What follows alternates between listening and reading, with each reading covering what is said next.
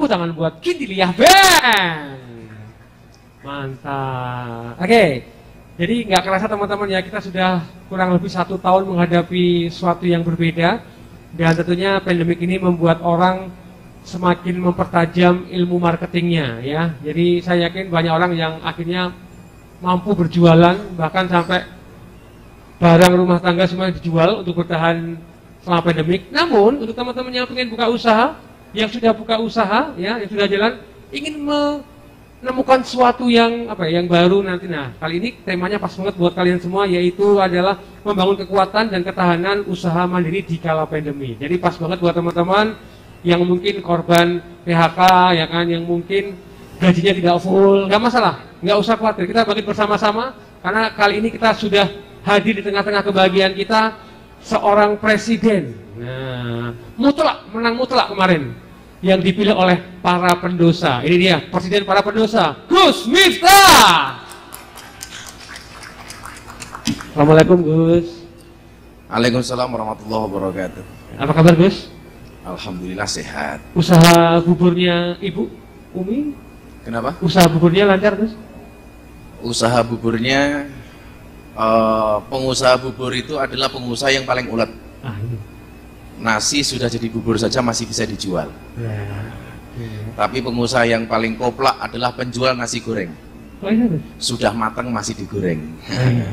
Jadi mulai sekarang jangan jual nasi goreng ya Gus ya? Jangan jual nasi goreng. Jual bubur ya? Oke, monggo Gus, disapa dulu Gus. Assalamualaikum warahmatullahi wabarakatuh. Selamat malam, salam sejahtera untuk kita semuanya.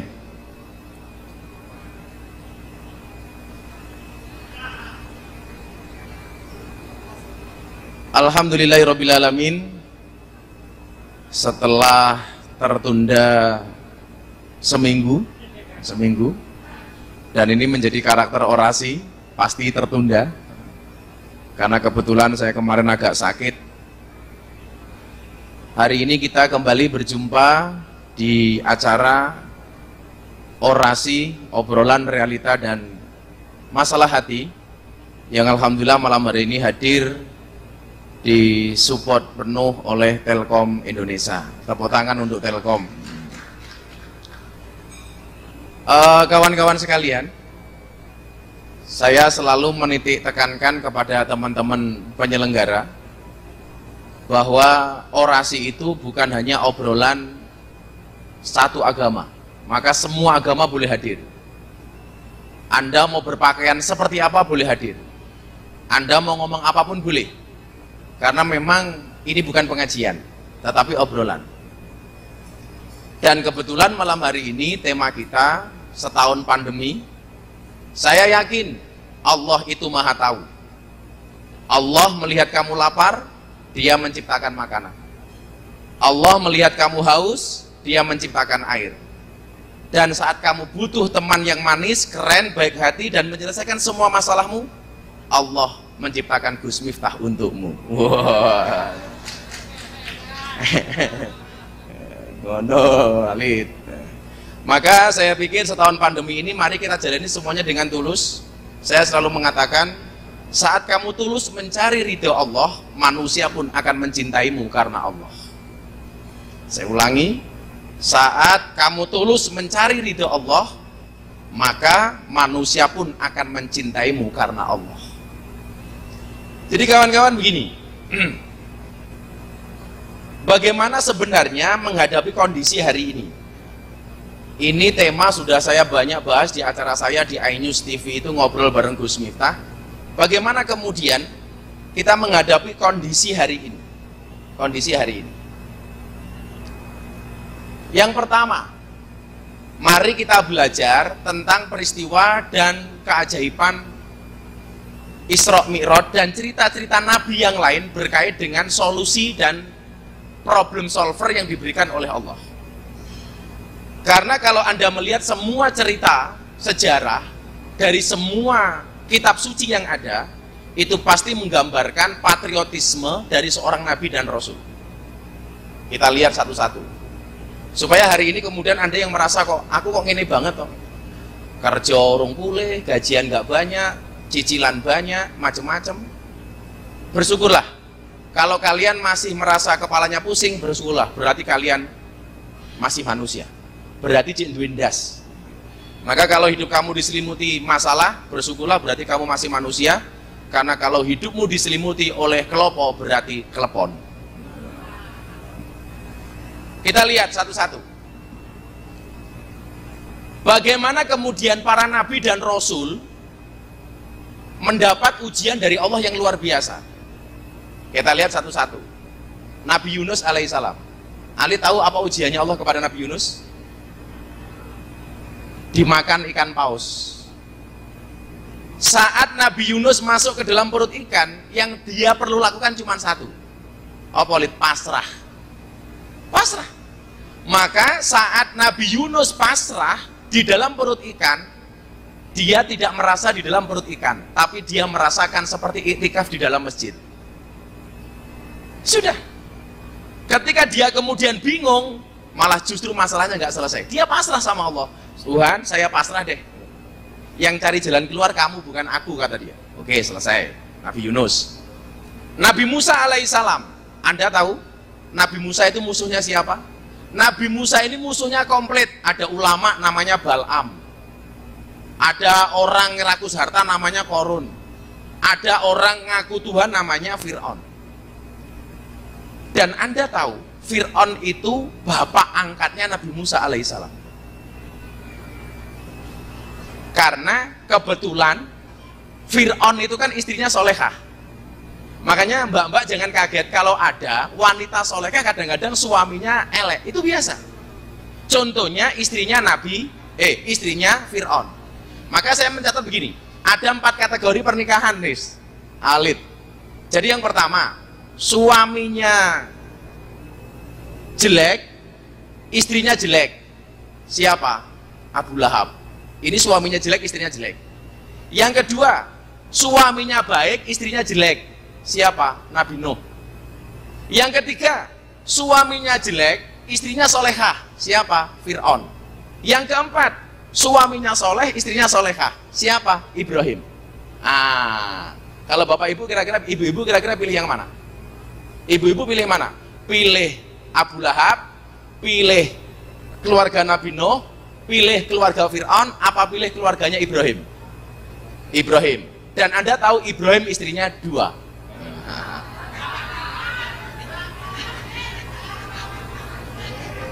Maksudnya berarti Gus Ya, Miftah? kalau Anda milih Ibrahim ya berarti istrinya 2. Gus Miftah pilih yang mana, Gus? Kalau saya? Iya. Kalau saya milih yang terbaik menurut saya. Iya dah, lawannya. Karena kalau kemarin pas nasihat pernikahannya Aurel Atta, saya mengatakan laki-laki mencari istri yang sempurna, perempuan mencari suami yang sempurna. Mereka lupa diciptakan untuk saling menyempurnakan. Nah, maka jangan mencari pasangan yang sempurna, tapi terimalah pasanganmu dengan cara yang sempurna. Nah, ngono lid. Iki ora golek-golek wae. Ana bojoku ya, Gus. Bojomu mangkat. Bocor, pantesan kita halus banget ini. Bocor halus. Nabi Musa ketika diperintahkan oleh Allah, perang kamu melawan Fir'aun. Kalau Nabi Musa berpikirnya menggunakan logika, nggak akan berani, Lid. Orang mungkin wani. Anak angkat, ya kan? Yang dilawan ini raja, bahkan ngaku Tuhan. Sampai dikatakan dalam Al-Quran itu, Ana Rabbukumul A'la. Aku adalah Tuhanmu yang paling tinggi. Karena Fir'aun ini luar biasa, diujo sama Allah. Diujo ini bahasa Indonesia apa ya? Kok diuja? Diujo ini apa ya? Pokoknya istidrat lah. Apa-apa dikasih sama Allah. Bahkan Fir'aun itu satu-satunya orang yang nggak pernah selilitan. Selilitan nggak pernah. Karena satu ketika Fir'aun itu pernah selilitan, dia marah-marah. Kemudian Allah mengutus malaikat untuk reservasi untune Fir'aun. Untuk reservasi apa? Dan ini jenisnya apa? Reparasi. Reservasi. Reparasi. Apa saya ke rumah ya, Gus ya? Reservasi ku yang meneng wae kok gitu loh. Aku menang lewat dia. Jadi Allah itu ngutus malaikat, Tuhan itu ngutus malaikat untuk dandani cangkemnya Fir'aun. Reparasi giginya Fir'aun. Ketika malaikat bertanya kepada Tuhan, Tuhan kenapa saya harus mereparasi giginya Fir'aun? Jawaban Tuhan apa?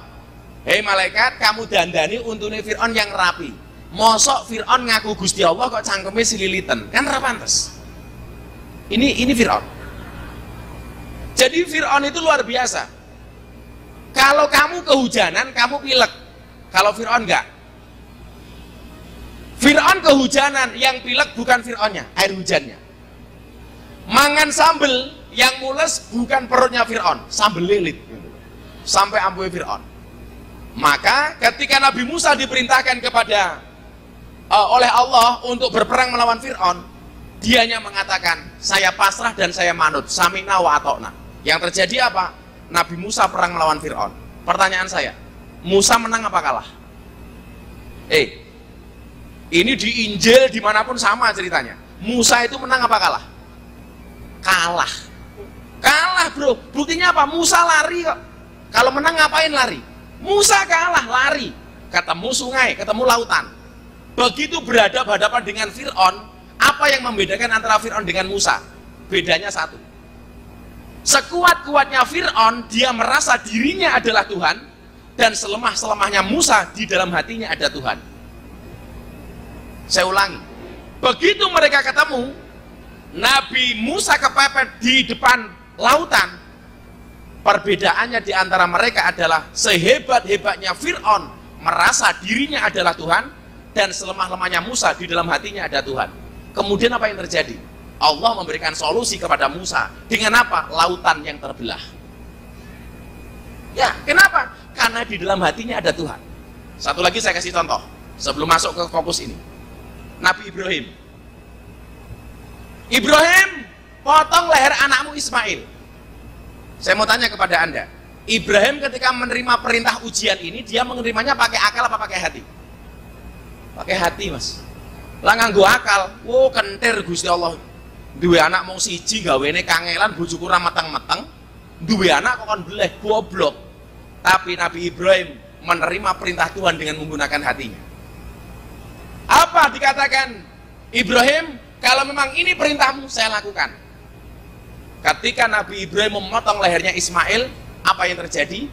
Allah memberikan kejutan kepada Ibrahim dengan leher domba menggantikan leher Ismail. Yang pengen saya sampaikan apa? Cerita para nabi dan rasul itu ketika menerima perintah Tuhan, semuanya tidak menggunakan akal, tapi menggunakan hati. Maka kemudian kalau dalam bahasa Al-Quran, ayat pertama yang diterima Rasulullah itu apa? Iqra bismi rabbik. Iqra itu dimensi akal, bismi rabbik itu dimensi hati. Lah, saya pernah ditanya sama Dedi, kenapa ajaran agama itu banyak yang tidak rasional? Jawaban saya sederhana. Kalau semua ajaran agama itu rasional, berarti nggak ada bedanya antara agama dan ilmu pengetahuan. Maka agama harus beda dengan ilmu pengetahuan. Salah satunya apa? Banyak ajaran agama yang tidak rasional. Maka ketika menerima perintah Tuhan, yang maju itu harusnya bukan akal tapi hati. Kalau kemudian ibu-ibu ada ayat tentang poligami, kan? Fankihu ma tobalakum minan nisa masna wa sulasa wa ruba. Nikailah perempuan yang baik 2, 3 atau 4. Saya mau tanya, ibu-ibu begitu membaca ayat ini biasanya mohon maaf menerimanya dengan hati atau dengan akal? Bu, ada perintah Mbak, nikailah perempuan yang baik 2, 3 atau 4. Al-Quran loh ya. Biasanya ketika Anda membaca ayat ini, Anda menerimanya pakai logika apa pakai hati? Logika. Logika. Rata-rata perempuan menerimanya pakai akal. Jatuhnya apa? Emosi. Wow, kurang ajar, mosok wong lanang oleh papat, wong wedok ra entuk. Jadi ternyata apa? Emosinya itu karena merasa ada fasilitas untuk laki-laki, tapi tidak ada fasilitas untuk perempuan. Maka saya bilang sama istri saya, kamu boleh nggak mau dipoligami, tapi kamu nggak boleh menentang ayat ini. Aku wani ngomong ngono, Nis. Kowe wani karo bojomu? Ora, Gus. Ora wani. Saya wani. Dan kalau seandainya saya ditakdirkan nikah lagi, saya nggak mungkin sembunyi-sembunyi, kudu terus terang. Wow, gagah. Mosok ndelik-ndelik. Walaupun ibadah nikah itu adalah, nikah itu ibadah, dan ibadah yang paling bagus dilakukan secara sembunyi-sembunyi. Oke. Satu ilmu buat kita para suami ya. Alah. Enggak, insya Allah saya masih konsisten. Nunggu takdir. Ya kalau nggak ada takdir, saya menciptakan takdir saya sendiri. Jadi seringkali kita itu gagal memahami perintah Tuhan. Kenapa? Karena yang maju itu akalnya, bukan hatinya. Ayo, begitu Anda membaca ayat poligami itu seharusnya apa? Oke, ini perintah Tuhan, tapi mohon maaf, saya tidak mau kalau dipoligami. Itu malah bagus. Daripada Anda mengatakan poligami nggak boleh, berarti kamu menentang ayat Tuhan. Ya kan begitu. Bunda bilang sama saya paham Mbah ayat poligami, tapi mohon maaf, saya belum bisa. Kan keren. Kalau belum bisa, ya saya usahakan bagaimana bisa.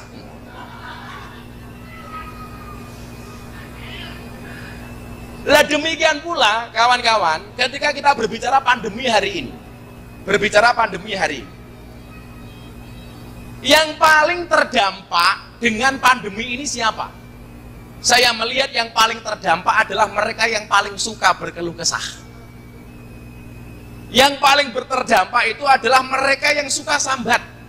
Maka saya mengatakan, musibah itu mengecil jika dirahasiakan, membesar jika dikeluhkan, terurai jika diadukan kepada Allah, merumit jika diumbar pada manusia. Maka kemudian Kanjeng Nabi ngasih solusi nih, bocah-bocah ben ki ngono, sing ra payu tanggapan belas iki.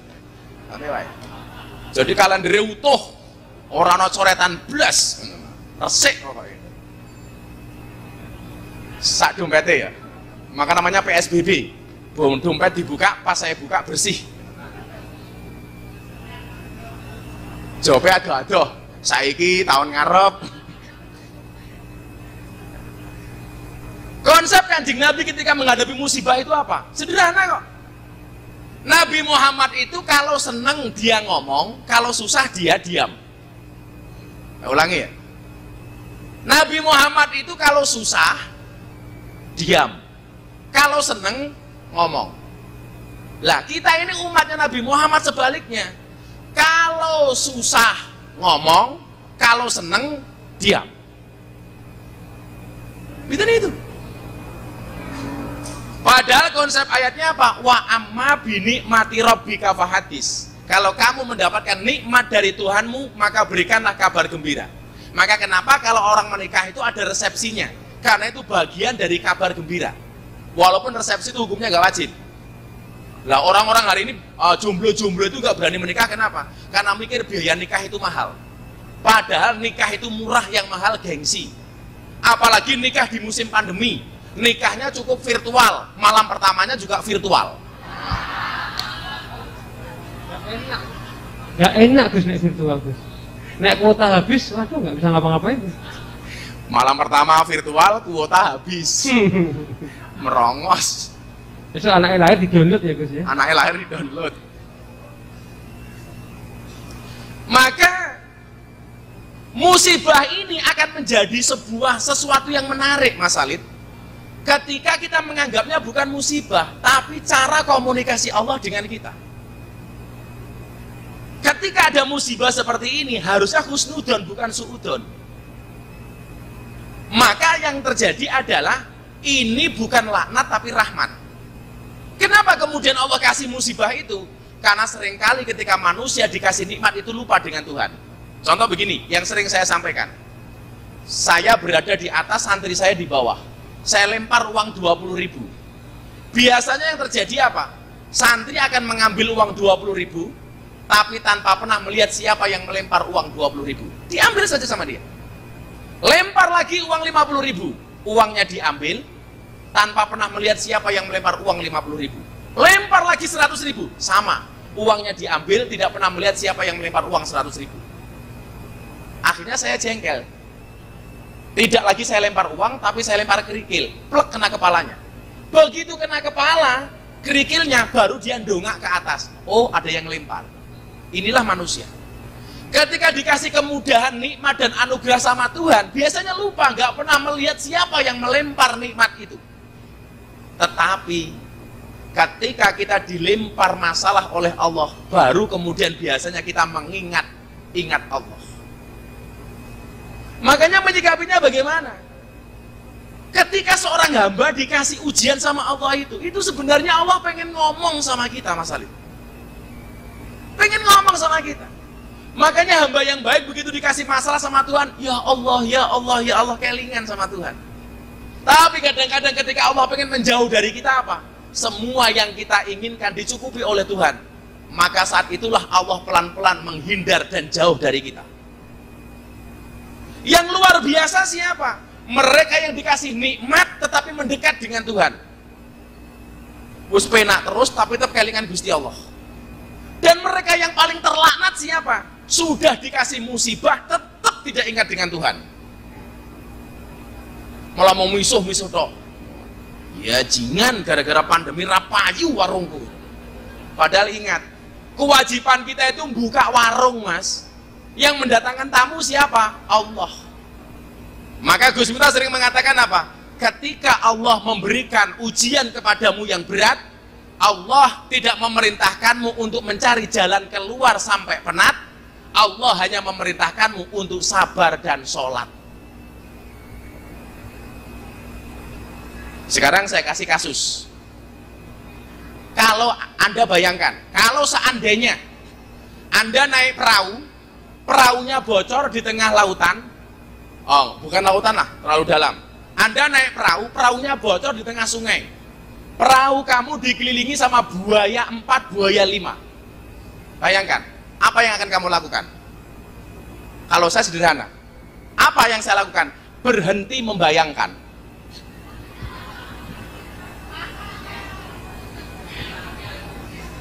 Loh, sederhana toh? Kalau kamu naik perahu di sungai, perahu kamu bocor, dikeroyok sama buaya banyak, kan saya bilang bayangkan, kalau seandainya itu terjadi, apa yang harus kamu lakukan? Gampang, berhenti membayangkan. Artinya apa? Kita itu kemudian mempunyai ketakutan yang luar biasa gara-gara bayangan yang belum mesti terjadi. Engko lak ngene kepiye, lak ngene kepiye, lak ngene kepiye. Aku lak ngerabi kesuk bojoku meteng kepiye, mangane kepiye dan lain sebagainya. Rupaku ki elek, saya takut untuk mencintai. Saya khawatir untuk mencintai. Kamu salah. Kalau wajah kamu jelek, jangan takut untuk mencintai. Karena yang harus takut adalah yang kamu cintai.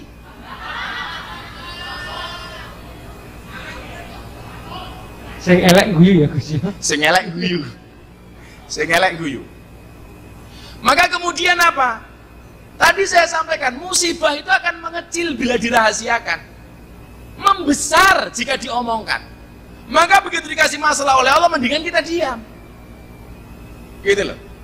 Nah, kawan-kawan, ingat, menyelesaikan masalah itu yang diselesaikan, jangan diselesaikan dengan emosi.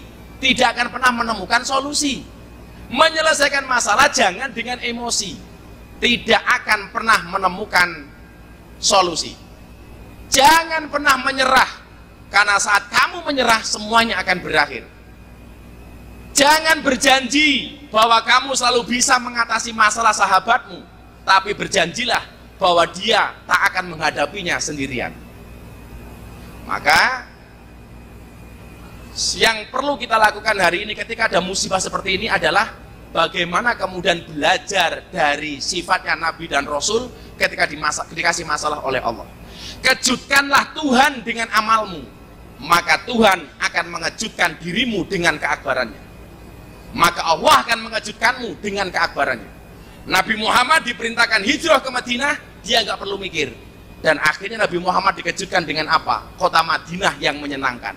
Bahkan tahun 2020, Madinah itu menjadi 5 kota terbaik di dunia dan yang paling menyenangkan. Pembukanya gitu dulu Mas Alid. Tapi sebelum saya lanjutkan dialog, ini ada sambutan sedikit dari Pak Saif dari Telkom. Tolong di play di atas. Sing bayar ya bro. Video.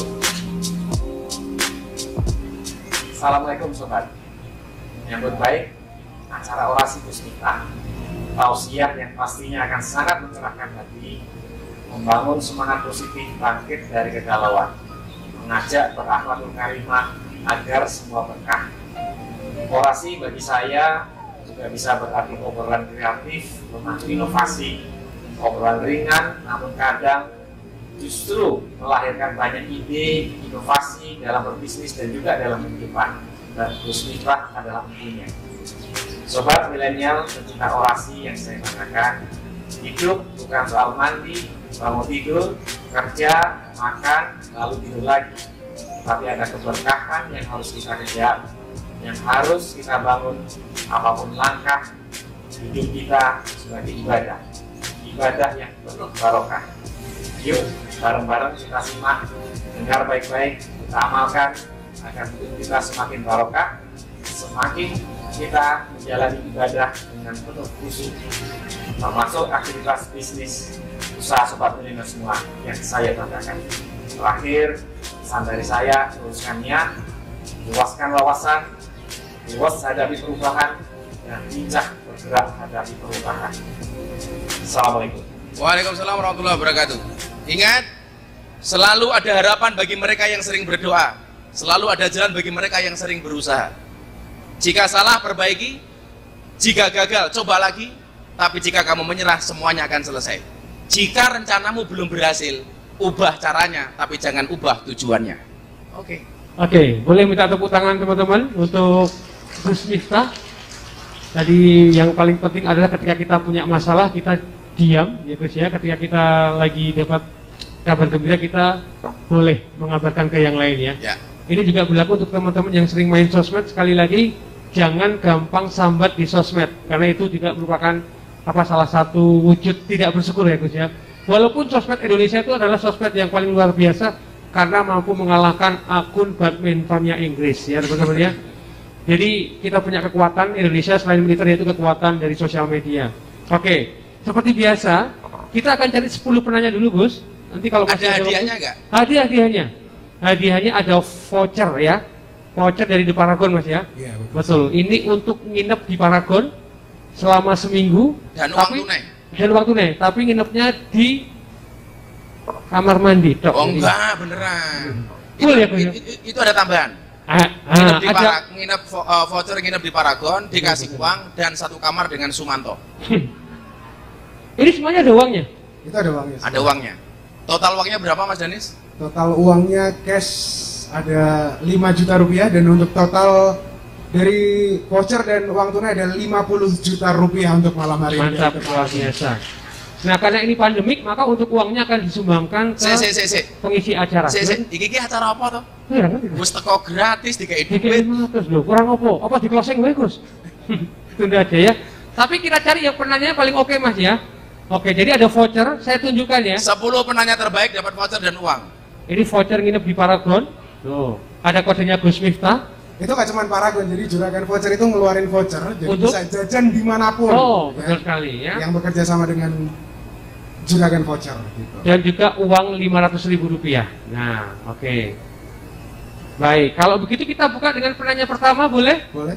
Untuk Ini penanya depan. pertama. Depan. Iya Mbak. Oh ya, silakan Mbak.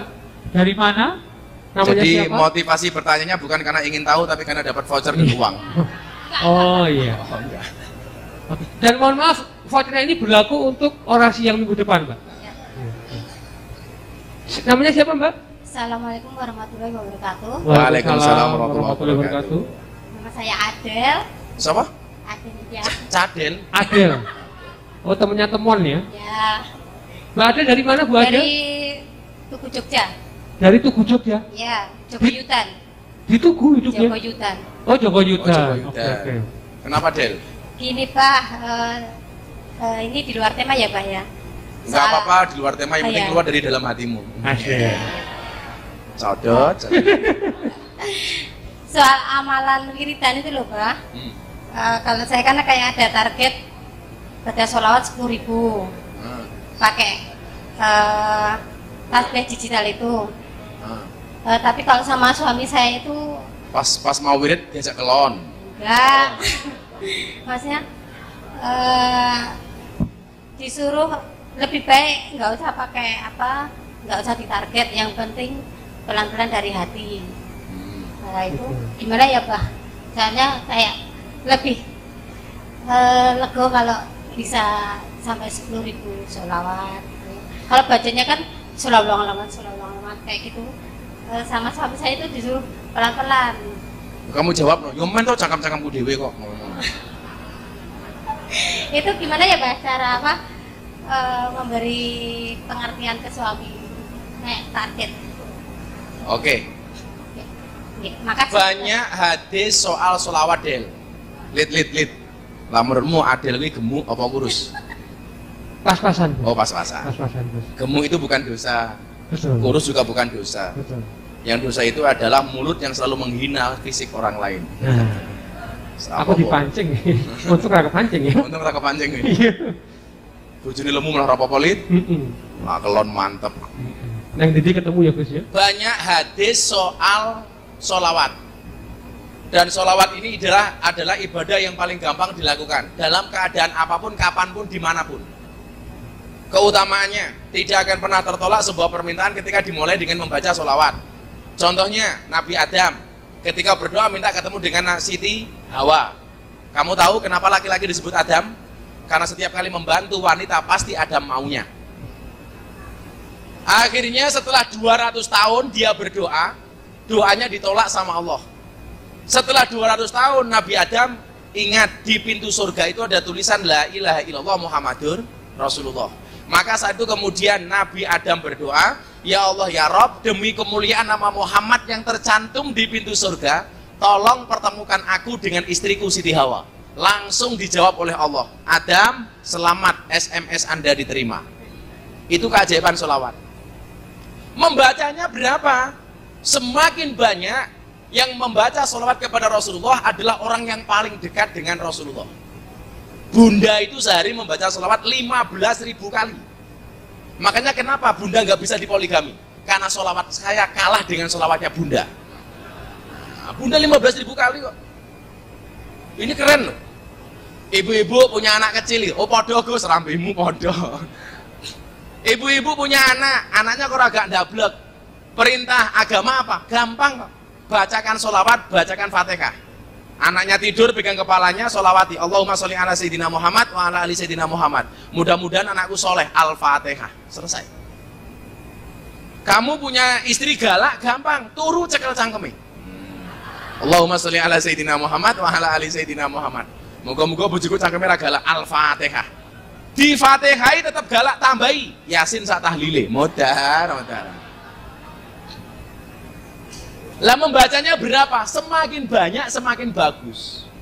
Semakin bagus. Tapi memang tidak perlu over. Contoh, saya kan sering kalau ngaji sama Mbak LC di karaoke itu. Saya bilang, kamu di showing room nunggu tamumu datang, sebelum datang kamu sholawatan di room. Sallallahu alaihi Muhammad. Gitu aja, jangan kenceng-kenceng. Nanti nunggu tamu mau karaoke malah bengok-bengok. Sallallahu alaihi Muhammad. Itu ya bubar. Begitu kamu handle takbir, Mas. Ambiar. Enggak begitu karaokean karo tamu nih, sorry ya Om, sholawatan dulu. Ya Ibu Ahmad kamu. Gitu ya, Dok. Semakin banyak semakin bagus dan tidak harus over. Bunda itu 15.000 kali sehari.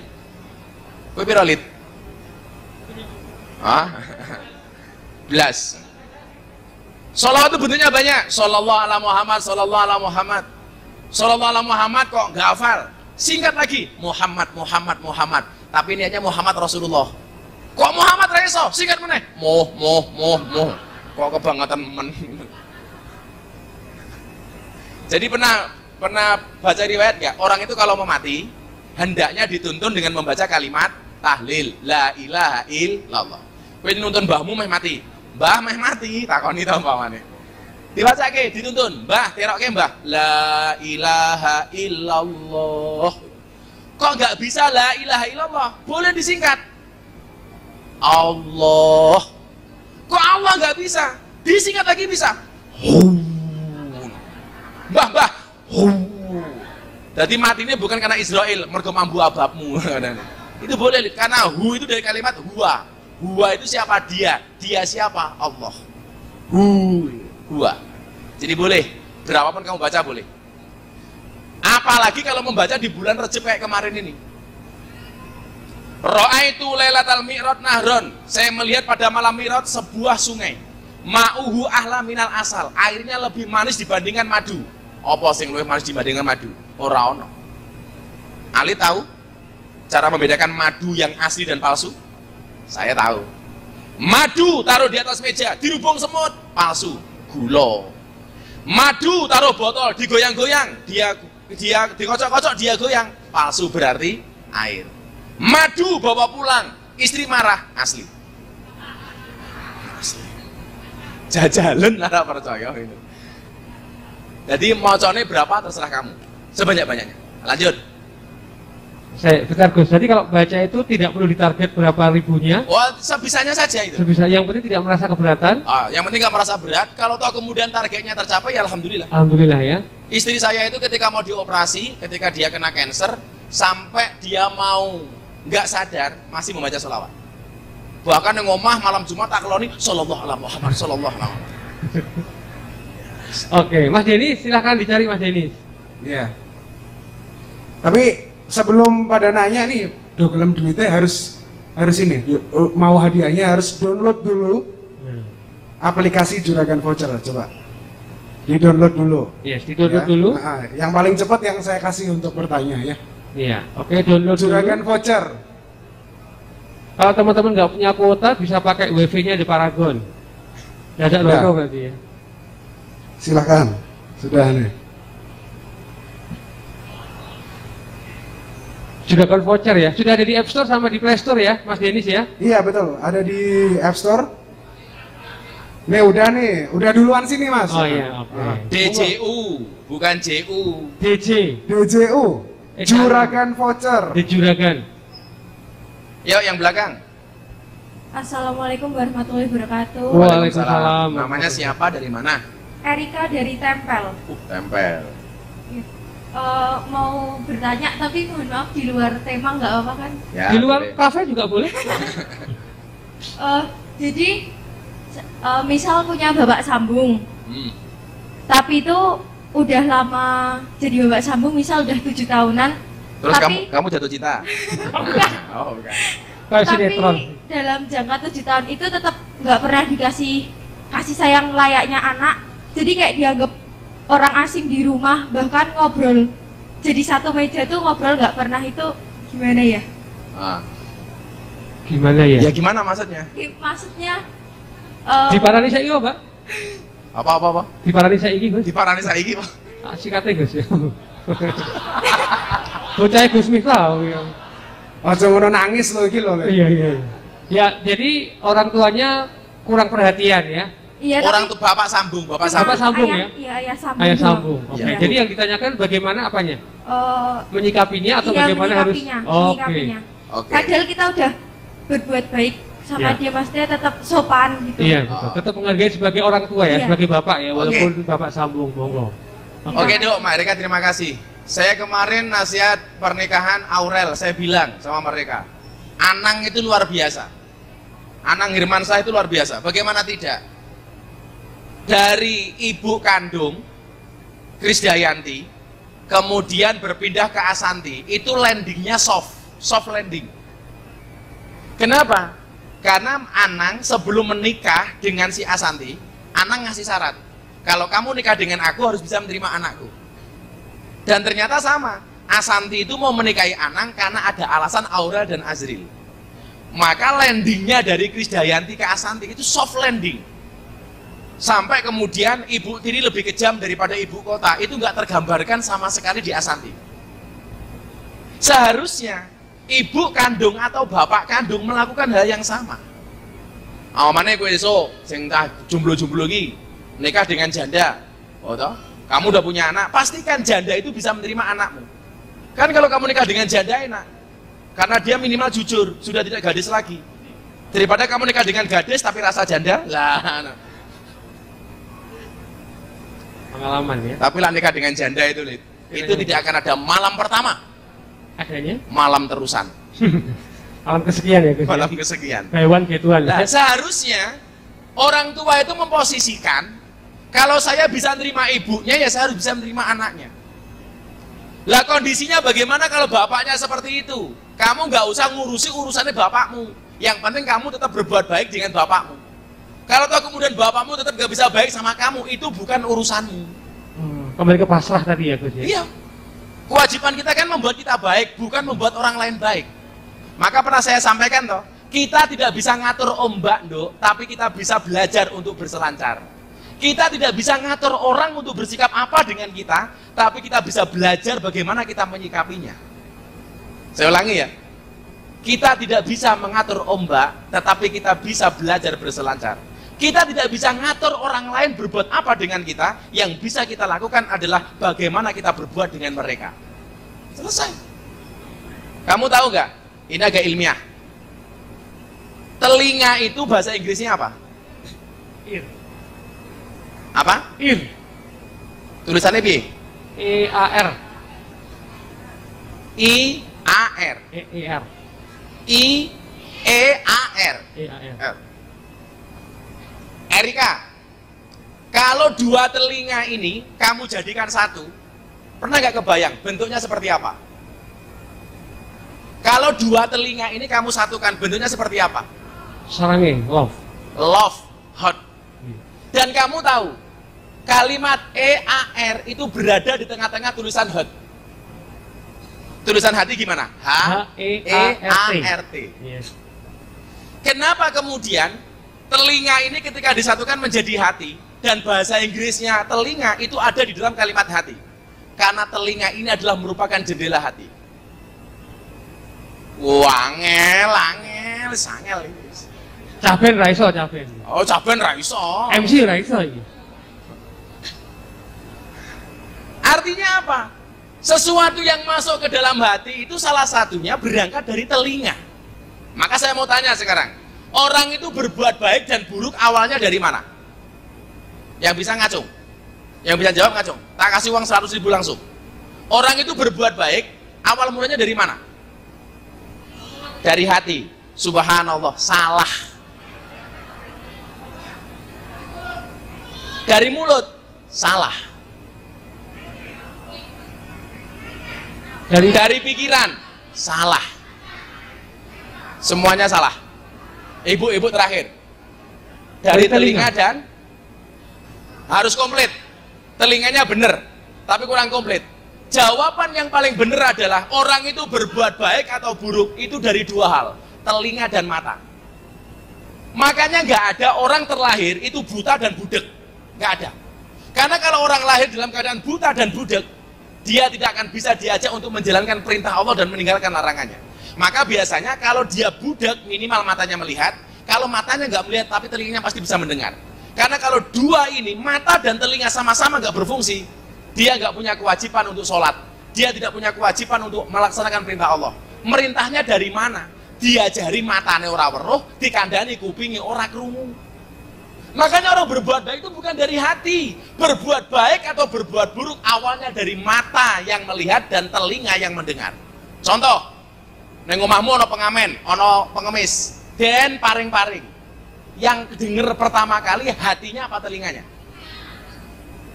Ada orang ngamen di lampu merah, yang lihat pertama kali matanya apa hatinya? Matanya. Dari mata dan telinga inilah kemudian masuk ke dalam hati, akhirnya memutuskan mau memberi atau tidak. Jadi jawaban ora ono sing bener. Tadi itu jawab telinga 50.000. Oh, telinga tok kok. 50 Gus. 50.000 diskon. Potong pajak 50.000. Ya dia bisa. Oke. Harus lengkap ya berarti. Jadi Mbak Erika ya. Erika ya. Hat. Tengahnya ada telinga. Artinya apa? Hati kita ini bagaimana dia bentuk dan wajahnya dan warnanya tergantung dari mata dan telinga kita. Kamu nggak bisa ngatur bapakmu, Nduk. Mendingan kamu ngatur dirimu sendiri. Bapakmu mau seperti apa itu bukan urusanmu. Tetapi kewajibanmu adalah berbuat baik dengan dia. Kau tetap ngeyel, ganti bapak. Mboke ya teko, Bah. Oh, mbok ya teko no. Ada. Ibunya ada. Oh. Larep takon saat pertanyaan aku ra entuk. Oh iya. Ini sama ibunya berarti ya? Ada opsi ganti bapak. Oke, kita tampilkan ini ya pengganti bapaknya, monggo silakan. Oh. Iya. Oke, jadi yang penting adalah bukan kita mengatur orang, tapi bagaimana kita mengatur diri sendiri untuk lebih baik. Kita nggak bisa ngatur orang. Nggak bisa ngatur ya Gus ya? Kita nggak bisa ngatur orang. Yang bisa kita lakukan adalah mengatur diri kita sendiri. Iya, orang Nabi Musa aja menghadapi Firaun bisa, saya yakin Derika juga bisa menghadapi masalah yang cukup berat. Ya? Kamu ngatur orang nggak bisa. Tapi yang bisa kita lakukan adalah ketika kamu ngatur diri kamu sendiri. Sebaik mungkin. Oke. Mbak Erika sudah? Oke, Mbak Erika? Ya, semoga mendapatkan jodoh yang seperti saya ya. Enggak. Enggak gini ya. Mas Denny silakan. Dari mana tuh? Jangan lupa ya sekali lagi Depanmu Nis, depanmu Nis. DJU Juragan voucher DJU ya. DJU RAGAN voucher, warnanya biru, langsung di-download ya. Oke, nanti di atas ya sebentar lagi. Assalamualaikum warahmatullahi wabarakatuh. Waalaikumsalam. Terima kasih Gus Miftah. Saya dengan Alma dari Sendang Ngadi. Mbak Almah. Iya, Alma aja, jangan Almah. Oh, nggak pakai hak. Nggak pakai hak. Ada beberapa hal yang saya mau tanyakan ya Gus. Saya ini kan bekerja sebagai sales. Oke. Jadi saya banyak ketemu dengan orang, kadang dengan kondisi saya berhijab pun masih banyak godaan-godaan, maksudnya orang konsumen-konsumen yang coba gimana-gimana gitu dengan saya, dan saya berusaha untuk membatasi diri. Nah, sebagai seorang sales itu kan kadang banyak sekali penolakan-penolakan. Hal yang saya lakukan itu kan banyak saya sholat malam ya Gus. Nah, saya merasa kok dengan apa yang saya lakukan itu ada yang salah dalam ibadah sholat malam saya, entah itu waktunya, entah itu jumlah rakaatnya, itu apa ada yang salah gitu kok kayaknya nggak ada, selama ini hasilnya kurang sesuai dengan apa yang saya harapkan gitu loh Gus. Jadi yang mau saya tanyakan itu, apakah ibadah saya, sholat malam saya itu salah rokaatnya, atau salah waktunya, atau salah berdoanya? Itu aja Gus. Terima kasih. Assalamualaikum warahmatullahi wabarakatuh. Yang benar itu bukan kok kurang apa yang Anda dapatkan, tapi kurang bersyukurnya. Tapi jenengan bagus mengevaluasi dan mengkoreksi diri sendiri. Belajarlah mengkoreksi diri sendiri. Kenapa? Karena mengkoreksi orang lain tidak butuh belajar.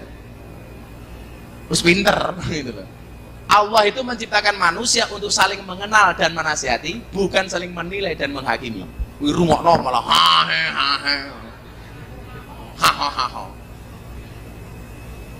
Mbak, saya tak kasih konsep rezeki ya. Saya kasih analogi yang paling gampang. Ini selain ibadah malammu, apa yang harus kamu lakukan? Coba Anda dengarkan. Kalau ingin menangkap ayam, jangan dikejar. Biasanya kalau kita pengen menangkap ayam, kita ngejar ayam, itu salah. Kalau Anda pengen nangkap ayam, jangan dikejar, tapi carilah beras dan makanan, berikan kepada ayam. Yang terjadi apa? Ayam akan mendekat kepada kita. Tapi kalau kita mengejar ayam, yang terjadi apa? Ayamnya akan lari dan kita akan kelelahan, ayamnya tidak pernah kepegang. Tetapi yang perlu kamu lakukan cukup satu, cari beras, makan, kamu kasih ayam itu beras dan makanan. Yang terjadi apa? Ayam akan mendekat dengan kita. Kalau kamu nyari rizki, jangan kejar rizki, tapi pancing rizki itu dengan apa? Sedekah. Maka rezeki itu tidak akan menjauh, tapi akan mendekat dengan sedekah yang kita lakukan. Jadi apa? Jangan kejar ayam, tapi kasih makan ayam. Kalau soal rokaatnya salah apa enggak, itu kan gampang dibenahi, Mbak. Katakanlah begini, sholat sunnahnya Rasulullah itu 8 rokaat, 2, ditutup dengan 3 sholat witir. Lebih indah lagi sebelum sholat subuh, 2 rakaat sebelum subuh, lebih baik daripada dunia seisinya. Sholat subuh sampai di masjid, jangan pulang sampai matahari terbit, itu pahalanya seperti haji. Oh, pernah kepenak? Lah suwe banget Gus ning masjidnya dari subuh sampai matahari terbit, ya gampang, subuhane rada awan titik. Lah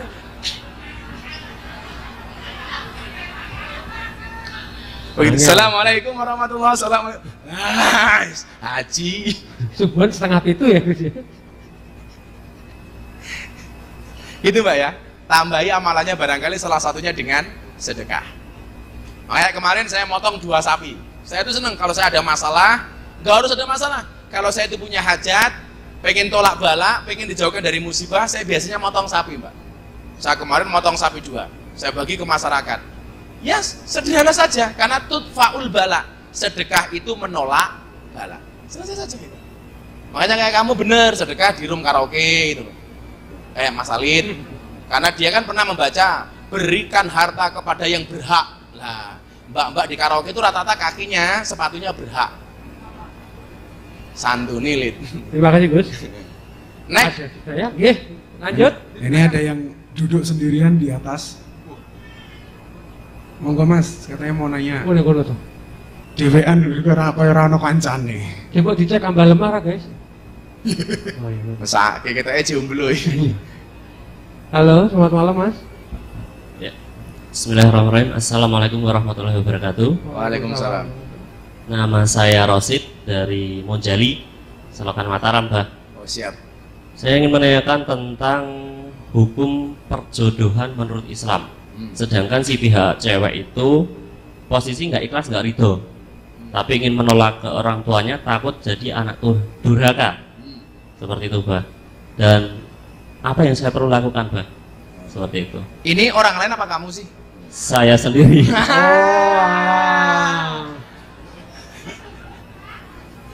Enggak, yang dijodohkan kamu apa pacarmunya? Apa pacarmu? Ceweknya. Oh, ceweknya. Ceweknya ngaboti saya, Bah. Oh. Seneng sama kamu tapi dia dijodohkan dengan orang lain. Iya. Oke. Ya udah kawin lari aja. Rosid, kalau jodoh pasti akan ketemu di pelaminan. Sebagai apa? Sebagai tamu. Acur. Ajarannya Alit nyolong star, Pak. Iyalah, DP dulu. Matamu DP dulu. Nah, saya gitu dulu. Saya sama di saya kerawleh di Rabiri tenang yakin, oh selesai. Jogja Kalurang. Mas, Jogja Kalurang. piknik Oh, biar piknik. tenang Gus, kan adem hawanya. Positive thinking ya. Berarti Mas Rosid ini menjadi salah satu yang tidak direstui orang tuanya ya Mas ya? Bukan tidak direstui, tapi dijodohkan si cewek ini. Akhirnya direstui Mas? Gitu gigi. Bukan, karena saya belum pernah ketemu dengan orang tuanya. Oh tapi dijodohkan sama orang lain? Iya, orang tuanya kekeh sama cowoknya itu. Padahal dia sukanya sama kamu. Iya, begitu. Yakin? Betae. Kita, oke Ya, Mas Rosid. Calon marotuane di pandangan liane, Lit. Oh iya, ya berarti bagaimana cara? Hukum secara Islam, perjodohan oke. dipaksa dan tidak ikhlas tidak ridho. Oke. Oke, baik. Sampai nanti pacarmu itu pergi, kamu sampaikan saja. Jika seseorang yang kamu cintai pergi tanpa alasan, maka jangan biarkan dia kembali dengan penjelasan.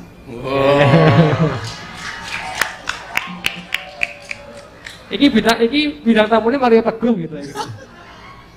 Iya, iya. Super. Super. Apakah pernah ada kasus zaman Rasulullah itu perjodohan? Jadi satu ketika ada orang tua pengen menjodohkan anaknya, anak perempuannya, dan anak perempuannya ini ternyata tidak cocok dengan calon yang diberikan oleh orang tuanya. Maka dia menolaknya dengan wajah yang kurang enak atau cemberut. Maka Rasulullah mengatakan kepada orang tuanya, jangan paksa anakmu.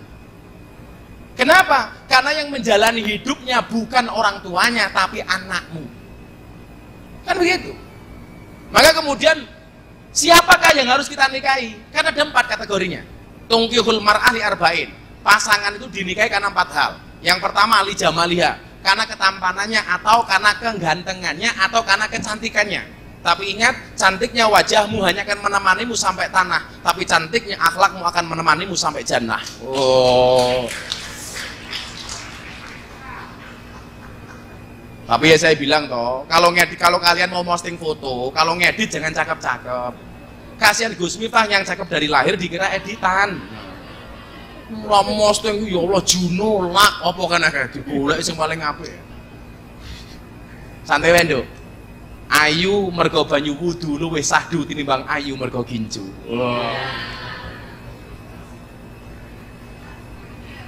Nyar. Yang pertama, yang kedua, 5 liha karena hartanya. Kan duit apa ora? Iki modele Danis. Kan duit apa ora iki modele Danis ya. Ya boleh-boleh saja. Kamu mau menikah itu punya apa sih? Boleh. Tapi itu bukan jaminan. Oh, kan di kos-kosan. Oh, mamane ya. Oh, kan duwe mata kuramu. Oh. Kemudian wali hasabia, karena anak turunnya siapa? Iki bapaknya sapa, gendruwo apa munyo? Bila dilihat, enggak ada masalah. Kemudian yang keempat, wali diniha, karena agamanya. Lah seharusnya orang tua itu memperhatikan fatfar bidati din taribat yadaka. Pilihlah karena faktor agamanya, maka kamu akan terselamatkan, maka kamu akan beruntung. Jadi orang tua nggak boleh maksa anak itu nggak boleh, karena yang menjalani kehidupannya itu anak bukan orang tuanya. Kau tak wangi sit, santai wae sit. Iki hadis soal sit. Jadi biarkan anak memilih pasangannya. Selama yang dipilih bagus dan bagus sebagai imam anaknya, maka orang tua nggak boleh menolak. Maka salah satu kewajiban orang tua kepada anak apa? Segera menikahkan ketika sudah datang jodohnya. Terutama anak wedok. Soalnya apa? Bocah wedok kuwi kaya lombok, payu bobrok, rapayu bosok. Wah, ini ditanya, katanya cara nuturi calon mertua gimana gitu. Motornya apa motornya mas? Soalnya omahnya madep ngendi ngomong aku mas. Tak parah nih so. Jalui utangan mas. Berikan penjelasan yang baik kepada calon mertuamu. Karena nggak mungkin kemudian kamu menikahi anaknya tanpa ada komunikasi dengan orang tuanya. Kenapa? Karena kalau laki-laki bisa menikahkan dirinya sendiri, perempuan tidak bisa menikahkan dirinya sendiri. Artinya apa? Harus ada wali. Dan wali yang paling afdol adalah bapaknya. Hari ini salah berita di Kompas, berita di media online. Gus Miftah akan menggantikan posisi Anang sebagai wali untuk menikahkan Aurel. Itu salah. Mas Anang sebagai wali minta saya menjadi penghulu untuk menikahkan Aurel dan Atta. Jadi posisi saya sebagai mudin, bukan saya menggantikan posisinya Anang sebagai wali. Saya nggak tahu wartawan itu berita dari mana. Bahwa saya diminta oleh Anang untuk menikahkan Aurel, iya. Tetapi bukan menggantikan dia sebagai wali. Karena wali itu adalah bapak kandung yang paling afdol. Jadi saya nggak menggantikan. Karena rukunnya nikah itu, Mas Rosid, 1, wali. 2, pengantin pria, pengantin wanita. 3, 2, saksi. 4, 5, ijab kabul. Itu saja. Rukunnya cuma itu toh. Maka kenapa kamu harus komunikasi dengan bapaknya? Karena kalau bapaknya nggak jadi wali, kamu nggak bisa menikah karena dia gadis. Kalau janda, lah itu ada kaul yang mengatakan boleh menikahkan dirinya sendiri dengan mengangkat wali, menggunakan wali hakim. Kenapa janda boleh menikahkan dirinya sendiri dengan mengangkat wali hakim? Karena sudah dianggap berpengalaman. Walaupun kaul ini lemah sebenarnya. Berpengalaman. Yo, janda dilawan. Rabi karo janda iki lit. Kuwi padha karo numpak jaran. Ora perlu diajari melayu dewi, serantal. Gitu ya Mas Rosid ya. Kasih pemahaman. Kamu Fatihai, kamu doakan. Luluhkan hatinya dengan doa.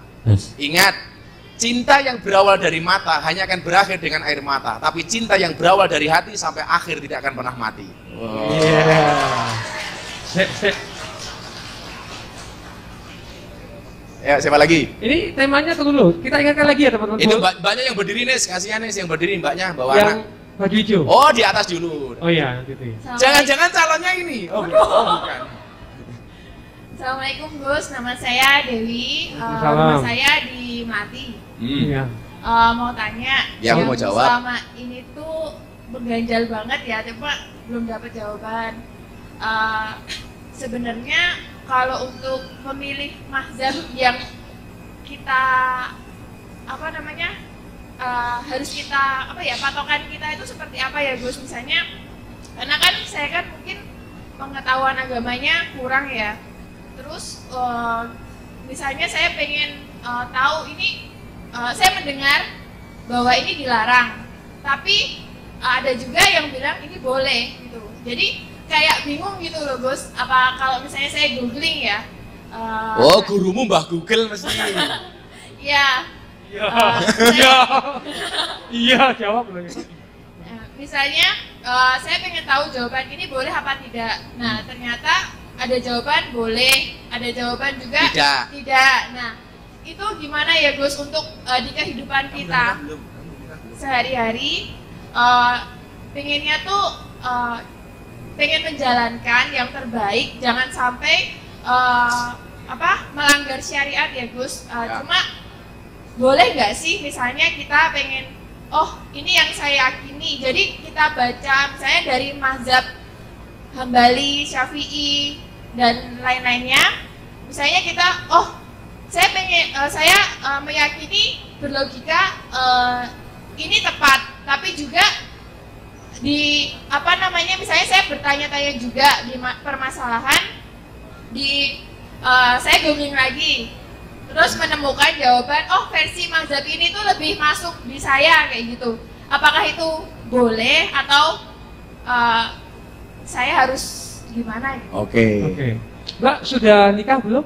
Sudah. Oh, sudah. Mbak siapa namanya? Dewi. Oh, Mbak Dewi. Oke, Mbak Suaminya Dewi. ada? Gimana? Suaminya di sini? Enggak. Waduh. Alah, kau ngomong alhamdulillah rumahmu. Makasih Mbak Dewi. Ya. Ada 4 imam madhab yang paling populer. 1 Imam Syafi'i, 2 Imam Hanafi, 3 Imam Maliki, 4 Imam Hambali. Kalau di Indonesia ada 1 lagi, Imam Samudra. Nah, saya kasih contoh. 4 imam ini biasanya ada yang sama, ada yang berbeda. Contoh, soal kunut ya. Yang paling sering diperdebatkan kunut nih. Yang bener kunut apa gak kunut sih, kan gitu. 4 imam ini dua pendapat. Imam Syafi'i sama Maliki itu kunutan. Hambali sama Hanafi nggak kunutan. Saya ulangi, Syafi'i sama Maliki yang berdiri katakanlah kunutan. Ini Syafi'i, Maliki kunut. Hambali dan Hanafi nggak kunut. Apa yang harus kita lakukan? Sederhana. Santrinya Imam Hambali bertanya, Pak Imam, kemarin saya subuhan, imamnya pakai kunut. Sementara saya penganutmu, madhabmu nggak pakai kunut. Apa yang harus saya lakukan? Imam Hambali jawab, makmum itu mengikuti imam. Kalau imamnya kunut, ya makmumnya ikutan mengaminkan kunut. Begitu juga sebaliknya. Sekarang karena orang nggak paham, akhirnya egois. Imamnya pakai kunut, makmumnya nggak pakai kunut. Akhirnya nggak mau mengaminkan. Imamnya Allahumma hadina fi man hadait, makmumnya nggak mau. Wafina fi man nafait, matamu. Nah, nggak selesai. Padahal kalau kemudian tahu, sederhana Mbak. Lagi, tak contohkan, yang 4 imam berbeda soal tahiyat. Soal tahiyat. 4 imam ketika tahiyat itu beda-beda. Imam Syafi'i, asyhadu alla ilaha illallah. Sampai fil alamina innaka hamidum majid. Sampai selesai. Syafi'i, asyhadu alla ilaha illallah. Imam Hanafi cuman sekali tok. Asyhadu alla ilaha illallah. La nafi Allah isbat. Sudah tidak berdiri lagi. Ngomong impoten tak ajar. Asyhadu alla ilaha illallah. Hanafi. Imam Maliki kalau ketemu kalimat Allah udah berdiri. At-tahiyatul mubarakatuh sholawatu thayyibatulillah. Assalamualaikum ayuhan nabi wa rahmatullah. Assalamualaikum warahmatullahi wabarakatuh. Jadi kalau ketemu kalimat Allah tuing. Ini siapa? Maliki. Kalau Imam Hambali dari awal sampai akhir itu gerak gak berhenti. At-tahiyatul mubarakatuh sholawatu thayyibatulillah. Kalau Gus Miftah pakai mana? Saya pakai Syafi'i. Asyhadu alla ilaha illallah. Anda pakai Hanafi begini-begini? Boleh. Pakai Maliki Allah begini-begini terus? Boleh. Pakai Hambali begini-begini terus? Ya gak boleh bagaimana? Begini-begini. Lah ini gak boleh. Ada tahiyat ini apa gitu.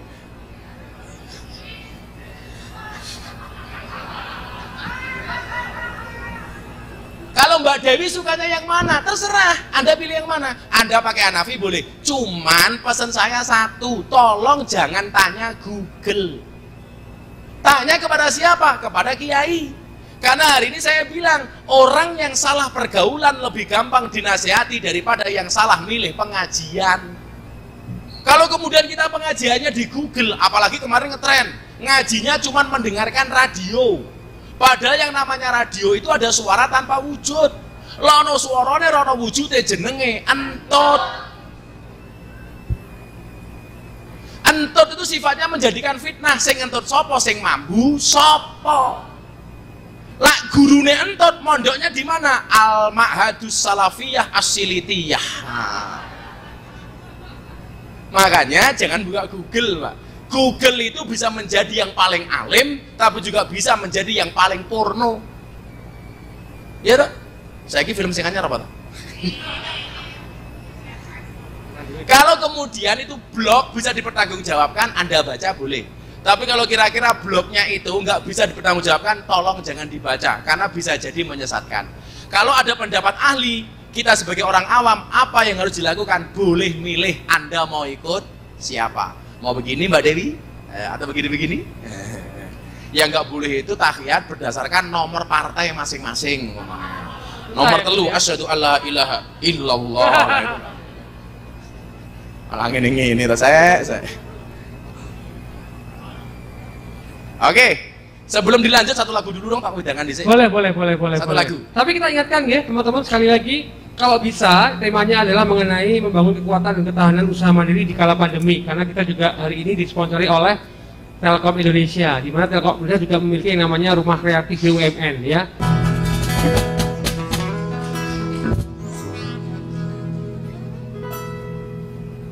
Lanjut Lid. Oke, masih di orasi ya teman-teman, sekali lagi kita ingatkan, orasi kali ini temanya adalah, sebentar saya cek di WA ya, nah karena sempat nah temanya kita ingatkan teman-teman sekali lagi adalah membangun kekuatan dan ketahanan usaha mandiri di kala pandemi. Ya kalau mereka nggak tanya soal itu berarti mereka sudah tahan. Oh benar ya, sudah mampu menghadapi pandemi ya. Bukan gitu, Lid. Kenapa? Uangin tinggi. Sudah usaha tapi sudah usaha mandiri. Iya. Tidak berhasil, nanti masalahnya meremen. Danis nih. Tadi mana Danis? Ini di belakang sini ada yang mau nanyain tentang usahanya juga.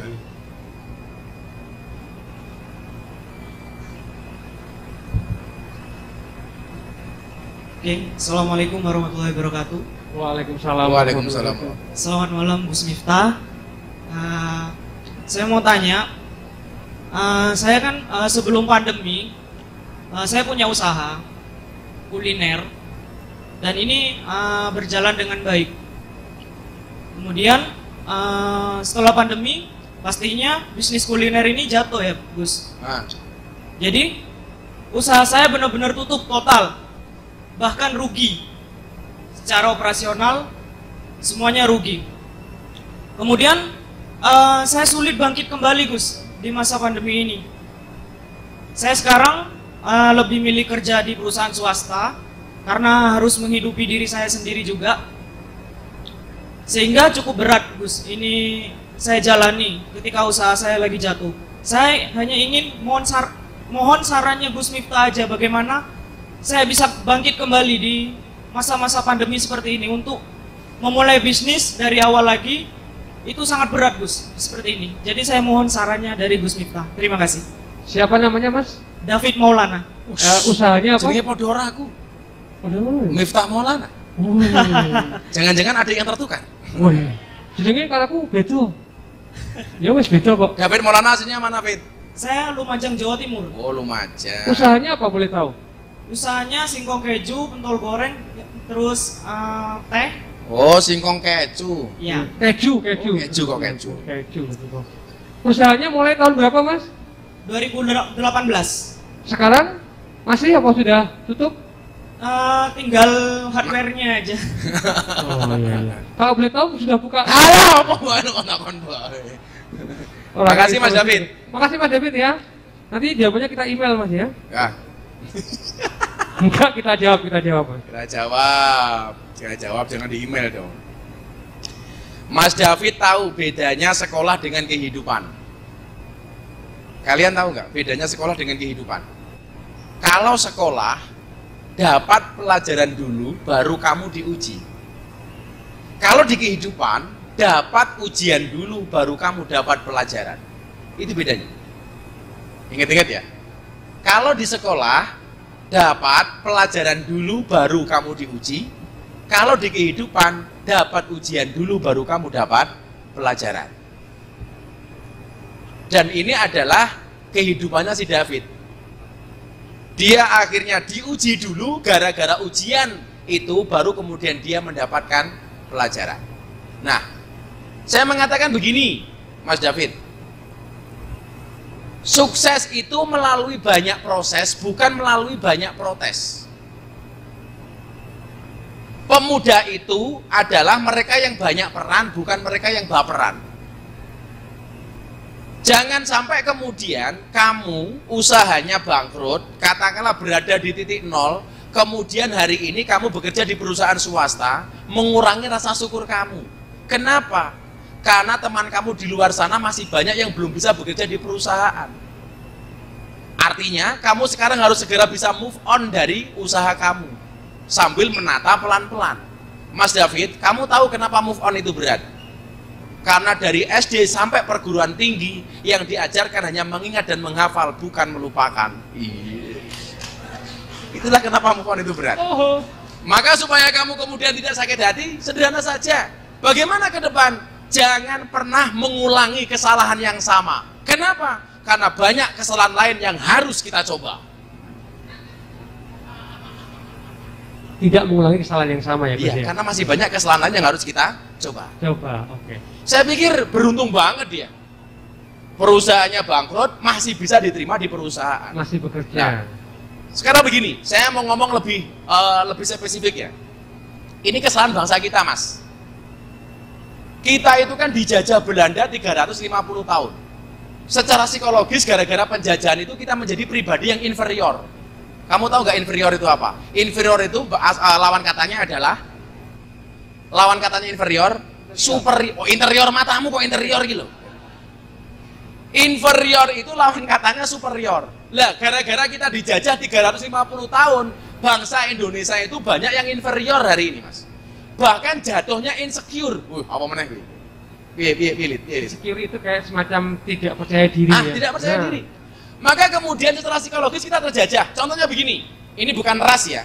Orang-orang kaya kita itu begitu melihat orang Cina, mindsetnya apa? Pikirannya apa? Orang kaya. Lah ndelok wong Cina, langsung kita menghakimi, kaya. Sugih. Kalau melihat bule, yang ada di otak kita apa? Wong pinter nih. Kalau lihat orang Arab, apalagi pakai jubah, apalagi pakai serban, orang suci. Yang kemudian apa, Mas David? Gara-gara kita inferior seperti ini, banyak pengaruh asing masuk ke Indonesia. Saya kasih contoh. Era e-commerce seperti hari ini.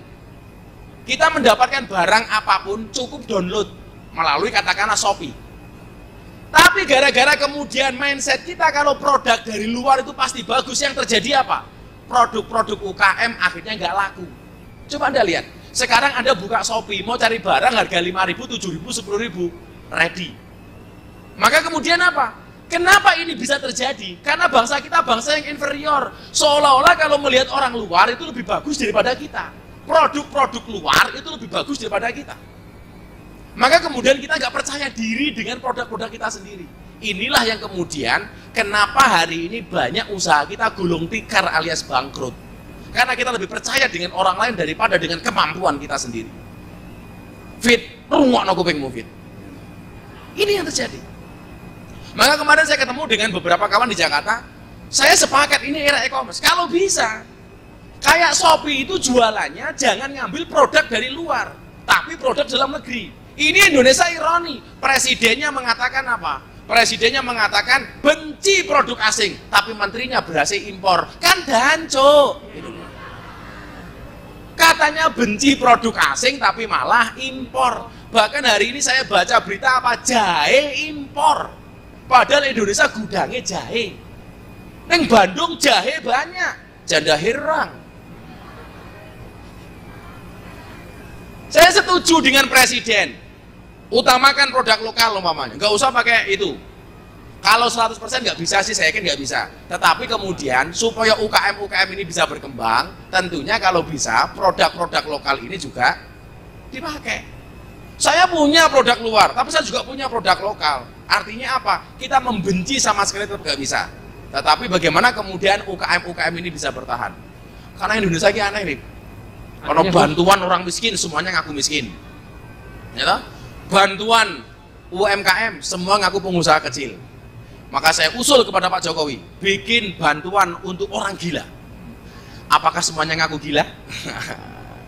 Kita Walid. Aku enggak, Gus. Oh enggak ya. Jadi syukuri Mas, kamu nggak bisa usaha, tapi kamu masih bisa bekerja.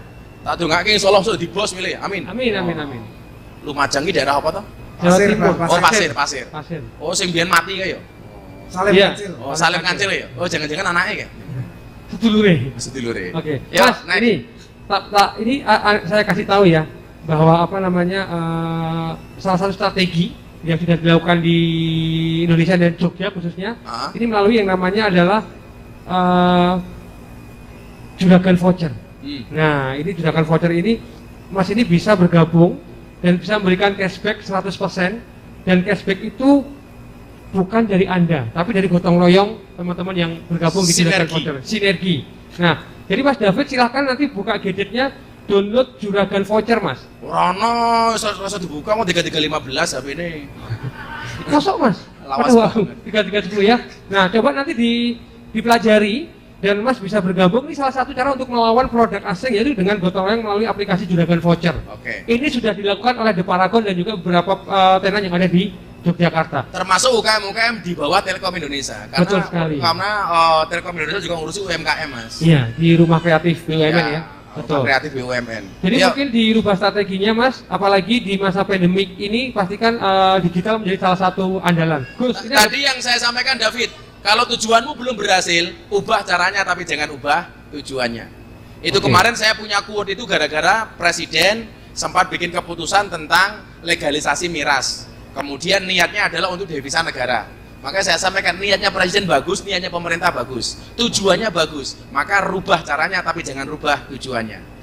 Selain miras saja banyak kok. Kenapa harus jualan miras? jadi nggak jadi dilegalkan. Nggak Gus? jadi, akhirnya dicabut oleh Pak Jokowi. Susah. Itu artinya Pak Jokowi mendengarkan rakyat. Susah matamu kok selain apa? Tinggal parem gitu loh Gus, lagi masuk angin. Mas Denis, ada? Oke. Assalamualaikum warahmatullahi wabarakatuh. Waalaikumsalam. Saya Dewi, tinggal sekarang di Tegalwaru.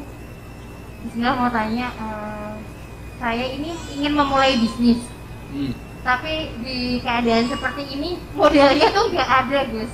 Oke. Nah, kalau misalnya saya mau pinjam, itu kan kalau nggak salah saya pernah membaca atau mendengar gitu katanya Gusti Allah tuh nggak suka kalau hambanya itu hutang, intinya seperti itu. Nah, kalau misalnya saya berhutang itu gimana ya, Gus? Oke. Kurang Mau- lebih seperti itu. Oke, Mbak Dewi. Pertanyaannya. Ya. Matur nuwun. Sama-sama, mau buka usaha, nggak punya modal, mau utang. Tapi takut kalau utang itu tidak diridhoi. Nah, Maka kenapa saya itu sangat salut dengan sales?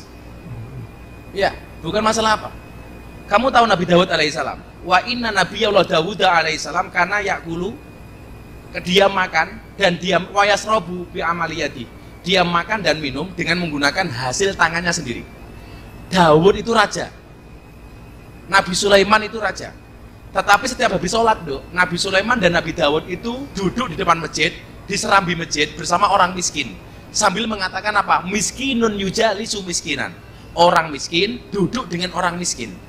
Maka orang-orang miskin bilang, loh Anda itu raja, kenapa Anda ngomong orang miskin? Ya, karena saya tidak pernah makan uang kerajaan. Saya makan dan minum kalau jualan saya laku.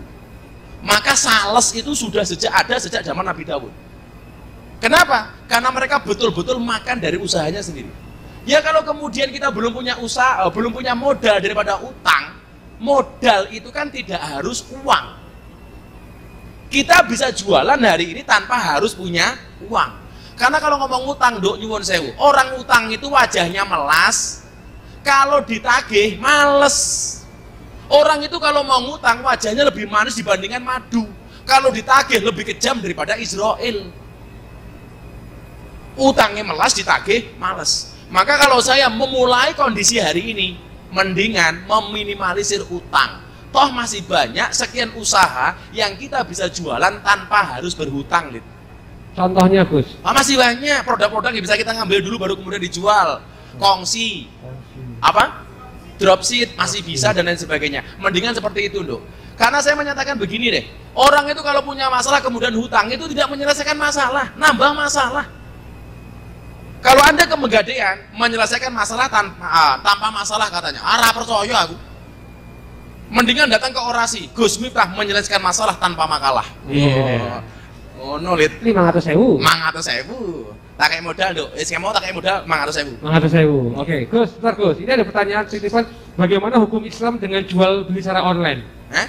Hukum Islamnya gimana Gus? Cara digital. Pastikan jual beli itu kan akadnya antarodin, harus saling rela, suka sama suka. Kita nggak boleh menipu, kita nggak boleh memaksa. Jadi kalau saya jual melalui online, satu pastikan barangnya jelas, jangan menipu. Karena sekecil apapun penipuan itu akan ada hukumnya. Tak kasih contoh, ada kiai pulang ngaji, mohon maaf, ada kiai mati. Begitu mati semua orang ngerasani, ini kiainya pasti masuk surga. Kenapa? Karena amalnya banyak, santrinya banyak, istrinya orang satu, istrinya banyak. Tetapi satu saat santrinya ini mimpilit. Ternyata apa? Amalnya Pak Kiai ini belum diterima oleh Allah, gantung antara langit dan bumi. Nah, di dalam mimpi itu santri bertemu dengan Kiai. Pak Kiai, Anda kenapa kok amalnya belum diterima oleh Allah? Belum diterima oleh Allah. Jawabannya apa? Santrinya sambil menangis dia menjawab, "Nak, saya dulu pernah diundang pengajian, dikasih makan. Pulang dari pengajian gigiku selilitan. Lewat rumah ada pagarnya dari kayu. Saya mengambil sedikit kayu itu untuk membersihkan gigi saya tanpa minta izin kepada yang punya rumah. Ternyata yang punya rumah tidak ridho. Gara-gara yang punya rumah tidak ridho, amal saya nggak diterima oleh Allah. Cuman kayu secuil." Begitu bangun, santrinya nangis. Kenapa? Apakah karena kasihan dengan kiai? Enggak. Santrinya mikir, Pak Kiai sing amale oke, jika kayu secuil, amalnya nggak diterima oleh Allah. Piye bapakku ning Kalimantan gaweane maling kayu. Loh, kita itu sering loh Pak melakukan itu. Ayo Heri dan kawan-kawan kayak umpamanya. Delok wae beli buah, tukune rambutan, ngicipi duku. Lah kurang ngajar toh gitu. Itu kalau yang jualan gak ikhlas, hati-hati loh Anda. Anda beli kacang godok, beli pisang godok. Begitu beli dikasih sama penjualnya, nunggu kita sambil icip-icip kacang. Kalau yang jual gak ikhlas, hati-hati. Beneran? Iya. Termasuk tadi itu kalau kita kemudian utang, kita jual beli online, kalau barangnya tipuan, hati-hati. Termasuk bakul buah yang kurang ajari. Bikin parcel. Wah, kayak plastik meling-meling kayak. Sing jobo ketoknya api-api, di dalamnya jeruke bosok-bosok.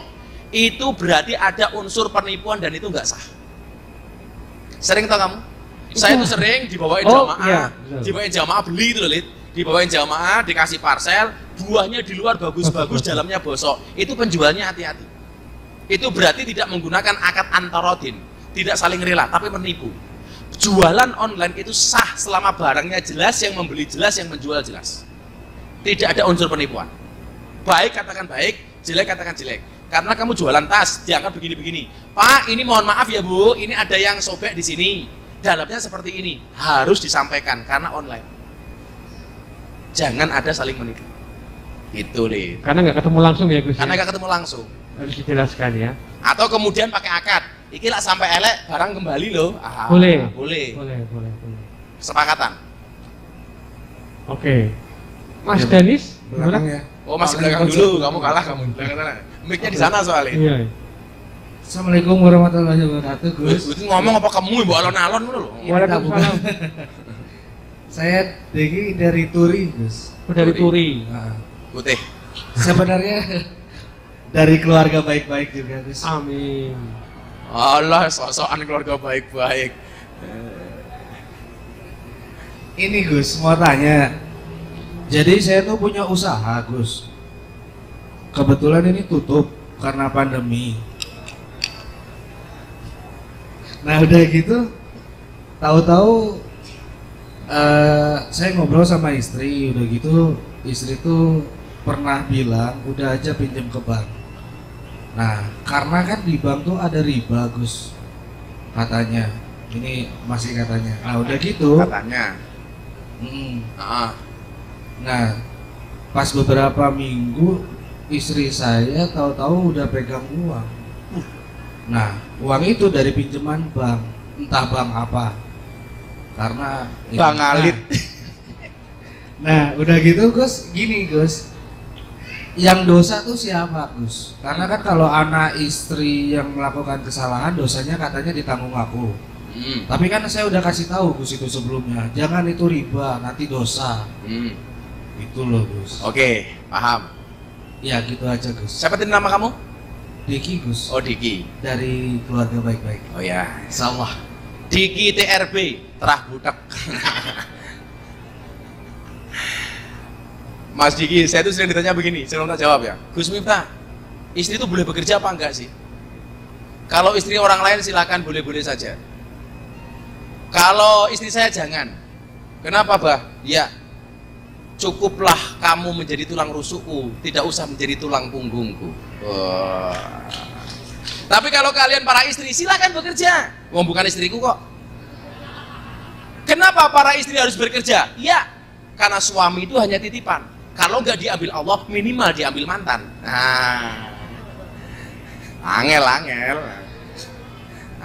Saya sih sepakat kalau keuangan rumah tangga itu dipegang oleh istri. Jangan sama suami. Keuangan rumah tangga itu harus dipegang oleh istri. Kenapa? Karena kalau dipegang oleh suami bisa untuk membahagiakan istri lainnya. Jangan, Lid. Kalau dipegang istri? Ya kan aman. Oh. Kan istri nggak macam-macam, Lid. Tapi yang ada itu sebenarnya hawa nafsu apa adam nafsu sih? Hawa nafsu. Sing bener itu adam nafsu apa hawa nafsu? Hawa nafsu, Gus. Dari dulu itu yang ada hawa nafsu, bukan adam nafsu. Berarti? Yang salah Siti Hawa, yang kena fitnah Adam. Sampai saiki lanang ki sithik salah wae. Padahal salah Hawa. Kuwi wong wedok rungokno kuwi. Cocok matamu. Laki-laki itu hobinya 4. 1 bekerja, 2 main sama teman, 3 tidur, 4 nikah lagi. Dan perempuan hobinya cuma 1, mengganggu keempat-empatnya hobi laki-laki. Ngomong soal riba, aku ini bareng ngaji ning bank soalnya. Mas apa tadi nih? Diki tanpa firasat. Saya pernah di DM sama netizen, Gus Miftah, saya keluar kerja dari bank karena bank itu riba. Tapi kok setelah saya keluar dari bank, saya nggak dapat pekerjaan lagi. Saya harus bagaimana? Saya jawab, kui goblokmu. Sekarang begini, ngomong-ngomong soal hukum riba. Kemarin pas Pak Jokowi membuat perpres legalisasi miras, saya teriak bareng banter. Bahkan di hari kedua saya teriak, saya trending topik nomor 2. Di bawahnya Wulan Guritno soal perceraian, 1 Wulan Guritno trending topik soal perceraian, 2 Gus Miftah soal miras. Karena waktu saya bilang Pak Jokowi, miras minuman keras yang dihalalkan di Indonesia, yang dihalalkan dan boleh dikonsumsi cuma 1. Apa? Es batu. Orang percaya kelelahan. Kenapa saya teriak dengan lantang soal miras? Karena miras itu qot'i. Itu nggak bisa ditawar bahwa kemudian khomer itu haram. Itu qot'i mutlak, nggak bisa ditawar. Tetapi kalau riba itu kan dari bahasa ada afam mudho'afah. Apakah bunga bank itu haram atau tidak? Itu ternyata debatable. Beda dengan khomer mutlak. Tapi kalau riba bank itu bisa diperdebatkan. Dari kalimat ada afam mudho'afah, mencari untung yang berlipat-lipat. Maka ulama berbeda pendapat. Yang dimaksud berlipat-lipat itu berapa persen? 5% kah? 10% kah? 100% kah? 70% kah? Disitulah kemudian masih ada peluang bunga bank itu ada yang mengatakan boleh. Saya ulangi ya, ada yang masih mengatakan bunga bank itu boleh. Karena perbedaan pendapat dari ada afam mudho'afah. Anda kalau mengatakan haram, boleh. Anda mengatakan itu tidak haram, juga boleh. Karena perbedaan penafsiran. Beda dengan miras qot'i, mutlak, nggak bisa ditawar-tawar. Artinya kalau hari ini kemudian Anda berkesimpulan itu haram, yo balik no duitnya ning bank. Kalau Anda mengatakan tidak haram, ya silakan untuk usaha. Dan memang kamu sebagai suami harus bertanggung jawab, karena suami kepanjangannya adalah surga untuk anak maupun istri. Oh, tanggung jawab bro. Tapi kalau alit suami, semua uang adalah milik istri. Merongos Wilit. Wes merongos ya? Wes merongos ya lah. Oh lali aku. Wes merongos. Gus, jadi kalau soal riba itu, ini lucu banget ini. Wes Gus. Sakjane ini yang palsu, Gus. Yang asli? Wis dawa. Enggak, Gus. Jadi jumlah persen itu enggak ngaruh ke ribanya. Hah? Jumlah persennya ngaruh nggak Gus? Lah makanya yang dimaksud ada afa mudha'afah itu berapa persen? Oh. Kalau kemudian persennya tidak terlalu banyak, apakah itu termasuk afa mudha'afah? Itulah yang diperdebatkan oleh para ulama. Makanya juga banyak kiai ternyata juga menjadi komisaris bank. Karena mereka mengatakan itu bukan riba. Perbedaan pendapatnya di berapa kali lipatnya. 100% kan ya. Jadi kalau saya utang 1 juta, mengembalikan 1 juta berarti 100 kali lipat.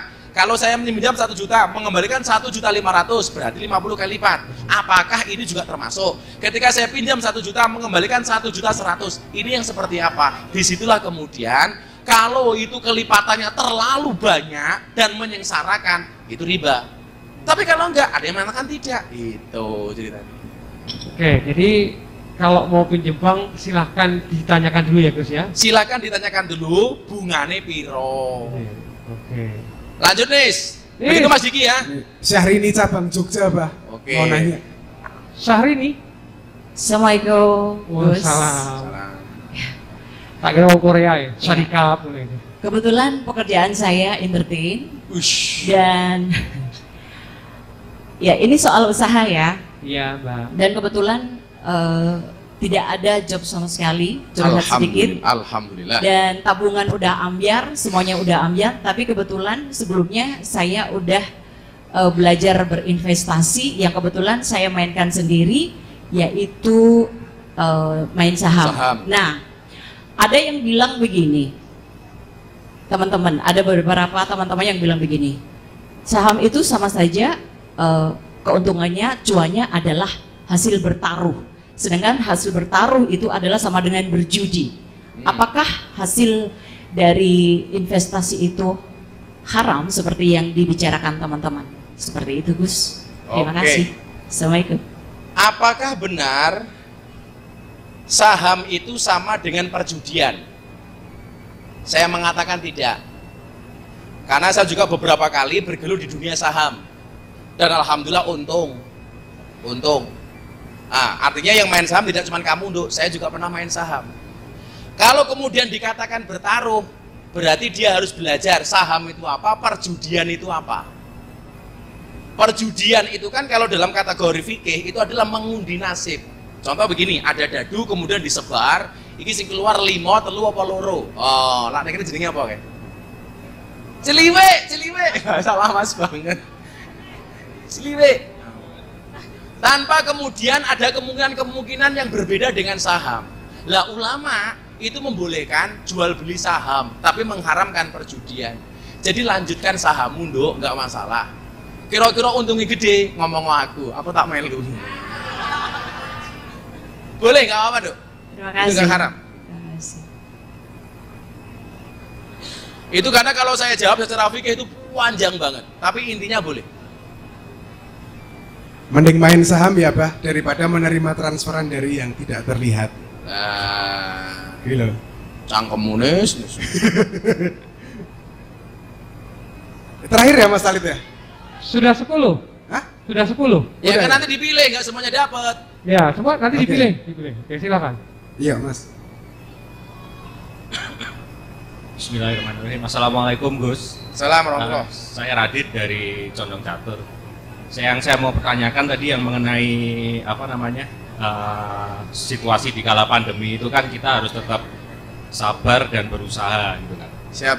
Gimana caranya kita tetap berusaha sabar dan berusaha itu supaya kita tidak menyerah gitu kan. Oke. Karena kan saya pernah baca quote sabar itu kan kalimatnya sithik ling lakoni setengah modar gitu kan. Jadi ya gimana caranya gitu. Oke, makasih. Dan sabar kuwi ra duwe wates, soalnya sing duwe wates mung kulon progo.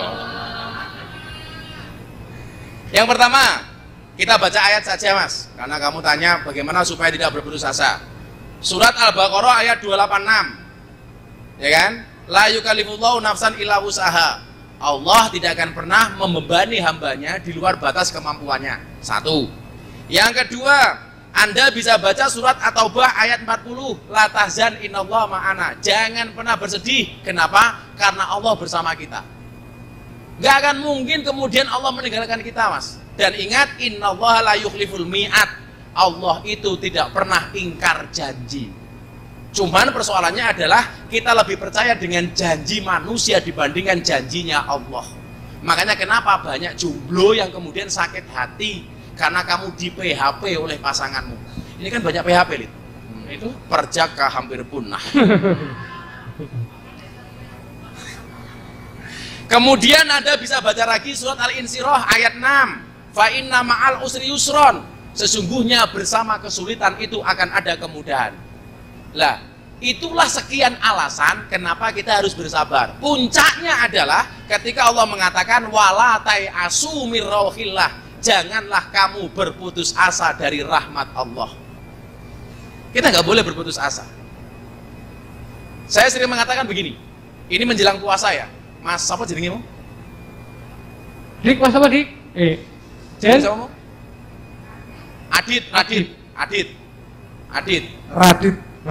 Radit, kamu tahu nggak?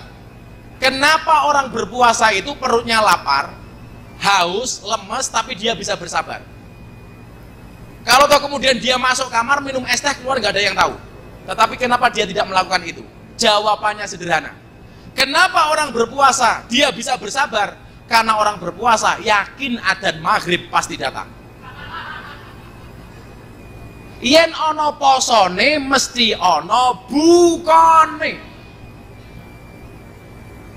Nggak mungkin kemudian pandemi ini terus seperti ini. Allah nggak sehat itu. Allah sih tidak sedancuk itu, kawan. Nggak akan mungkin. Allah luar biasa. Dia memberikan masalah, pasti memberikan solusinya. Itulah alasan-alasan kenapa kita tidak boleh menyerah. Semua akan indah pada waktunya, Gus. Kalau kamu yakin akan ada pelangi setelah hujan, maka kamu harus lebih yakin akan ada kebahagiaan setelah perjuangan. Iya. Dika ide ngene. Iki meneng wae mbok kreatif ngono. Balik. Ulangi, Gus. Gah. Oke. Masih dibuka, Gus? Biasanya ada yang nyelip yang tidak seini sama kita ya. Yang non muslim, mana yang non muslim? Boleh. Jadi siapapun ya, dengan baju apapun boleh bertanya, ya. Iya, boleh. Tentang yang masalah non muslim apapun. mana yang ada? Yang non muslim ada nggak?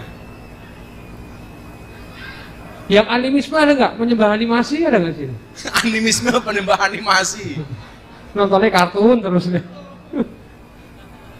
Iya. Ini tim penanya ini, Mas.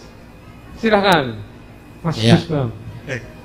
Assalamualaikum warahmatullahi wabarakatuh. Waalaikumsalam warahmatullahi wabarakatuh. Ya, saya Gusbam yang selalu Gusbam. saya yang selalu mengikuti Abah. Ketika Abah bilang kita cari ridho Allah, saya sudah nyari, malah ketemunya Roma Irama. Dan saya tetap ngacung walaupun banyak yang ngacung karena Abah bilang jangan menyerah, saya tidak menyerah. Ya ini. Jadi begini Abah, saya di masa pandemi ini job saya jauh-jauh tanggali. Bisa sensasi pisan, tapi saya syukuri, saya alhamdulillah, dan saya selalu apa yang dikatakan Abah dengan selawat hasbi robi. Nah ini tak ikuti terus. Nah saya harus selawat ini setiap setelah sholat fardu atau setiap saya kemana aja selawat terus atau gimana Abah? Sakarepmu. Oh iya. Penanya loh. Oh takon. Ya takon aku jawab. Tapi Mas ini juga MC, memang lagi pandemi Mas ya. Cuma saya beda kalau Mas Gusbam. Oh beda. Saya Senin BCA, Selasa BNI, Rebo ning BRI, Kamis yang Mandiri. Ngapa, Lid? Jaluk keringanan.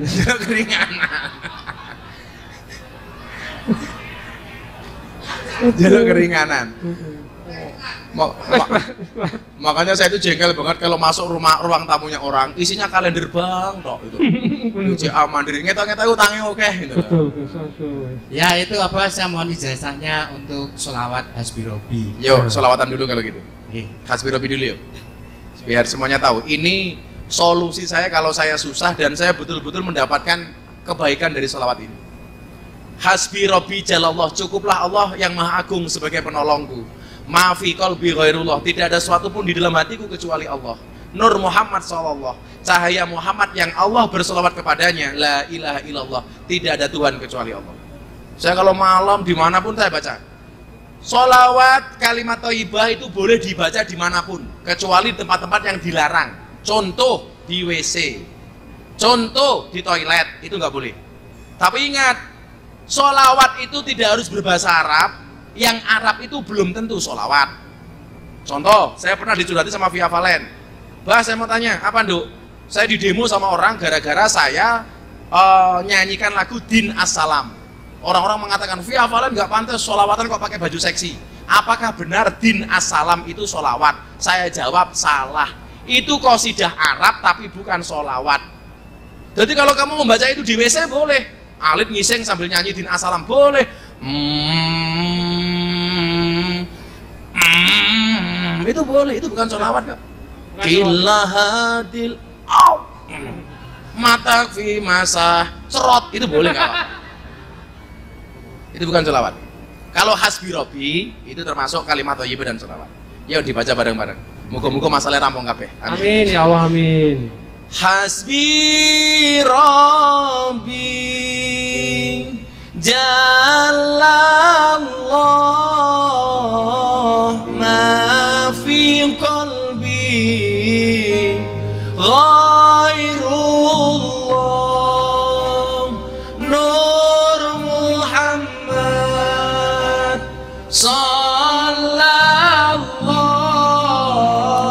la ilaha illallah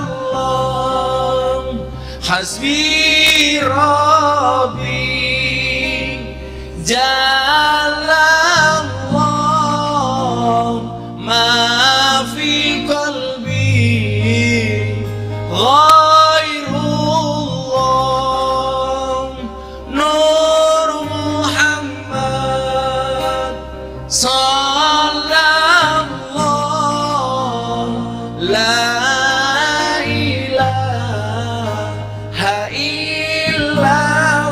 Sekali lagi, hasbi rabbi jalallah ma fi qalbi ghairullah nur Muhammad sallallahu la ilaha illallah. Sallu ala Nabi Muhammad. Itu kalau Anda bangun malam, mbaknya tadi itu baca itu, nangis mbak. Saya sering meneteskan air mata. Kenapa ini saya populerkan? Ini ingat ya, sholawat hasbi robbi itu bukan ciptaan saya, tapi kebetulan yang mempopulerkan di Indonesia saya. Tapi bukan ciptaan saya. Itu sudah ada sejak sebelum kita dulu. Tapi memang belum populer. Nah, hari ini kita populerkan. Karena maknanya bagus dan itu luar biasa. Gitu ya Bam ya. Pertanyaan terakhir. Ya, Mbak ya. Nah.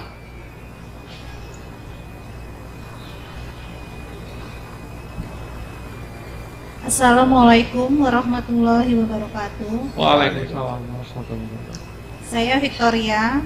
Saya bertanya, Gus, dalam membangun kekuatan dan ketahanan usaha mandiri di kala pandemi ini, apakah tips-tips dan kunci suksesnya agar usaha tersebut bisa berhasil? Oke. Itu saja. Waalaikumsalam warahmatullahi wabarakatuh. Waalaikumsalam warahmatullahi wabarakatuh. Apa trik dan tipsnya ya Bu ya? Bu, kita itu sering lupa ya bahwa Nabi Muhammad itu selain Nabi, dia juga seorang entrepreneur. Bahkan Nabi Muhammad itu punya jasa pengiriman barang. Dia punya usaha pengiriman barang semacam Tiki, JN, itu Nabi Muhammad ada. Maka umur 17 tahun dia dipercaya untuk membawa produknya Siti Khadijah. Siti Khadijah. Lah kalau kemudian kita mau cari role model pengusaha yang sukses itu siapa? Tentunya Nabi Muhammad SAW. Maka Nabi Muhammad itu Bu menjadi nabi dan menjadi rasul, menjadi nabi dan rasul itu kalah lama dengan menjadi seorang pengusaha. Nabi Muhammad itu jadi pengusaha dari umur 12 tahun sampai umur 40 tahun. Sementara jadi nabi dari umur 40 tahun sampai 63 tahun. Artinya apa? Nabi Muhammad lebih lama menjadi pedagang daripada menjadi nabi.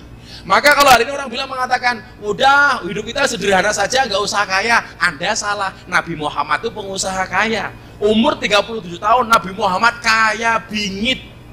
Kaya banget. Saking kayanya, umur 25 tahun menikah dengan Siti Khadijah, mas kawinnya 20 ekor unta. Sama dengan dulu Gus Miftah menikah dengan istri saya, berapa mas kawinnya? 20 ekor tengu. 20 ekor unta. Kalau satu unta itu 20 juta, berarti mas kawinnya Kanjeng Nabi berapa, Lid? 400 juta. Siapa bilang Nabi Muhammad itu miskin? Saking kayanya Nabi Muhammad, dia selalu berdoa, Allahumma ja'alni miskinan wahsurni ma'al masakin. Ya Allah, jadikanlah aku orang miskin dan kumpulkan aku di padang mahsyar bersama orang-orang miskin. Karena kaya. Tolong kalian Al-Kindiliyah gak usah berdoa ini, gak usah doa minta miskin, karena belum berdoa sudah diijabah.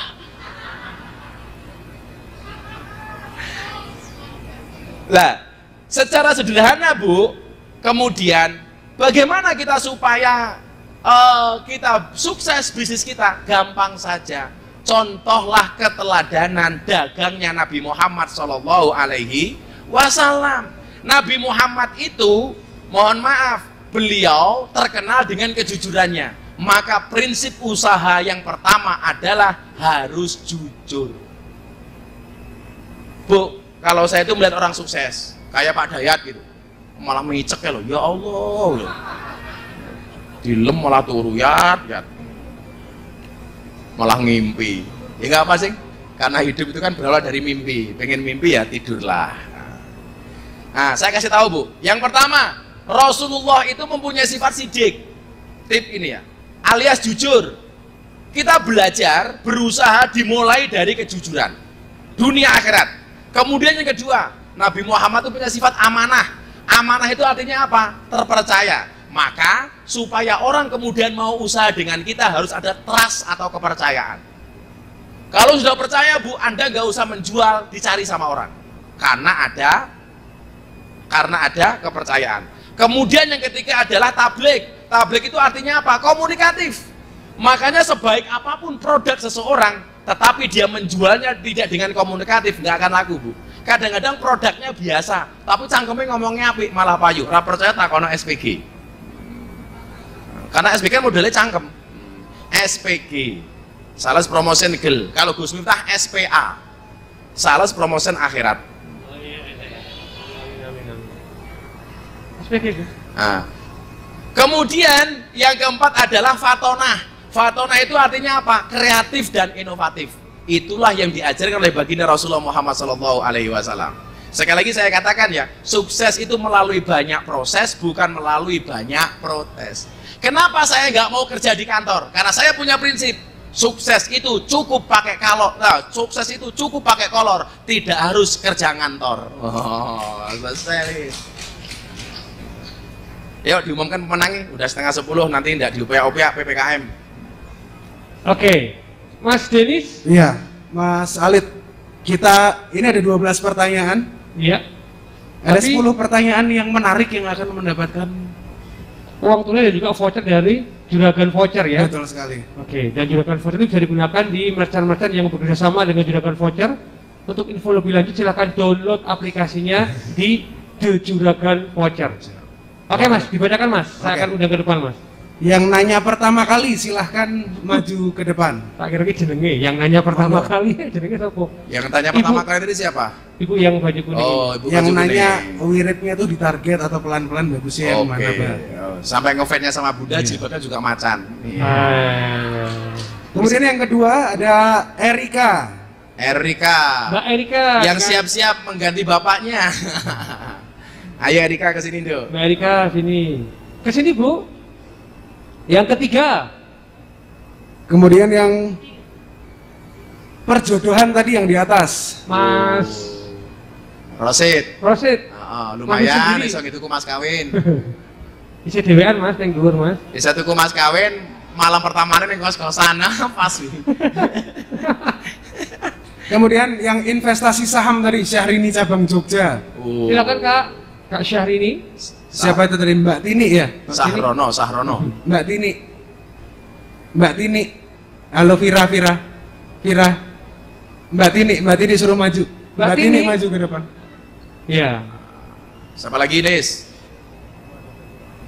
Terus yang keluarga baik-baik tadi mana, Mas? Di belakang Mas Diki.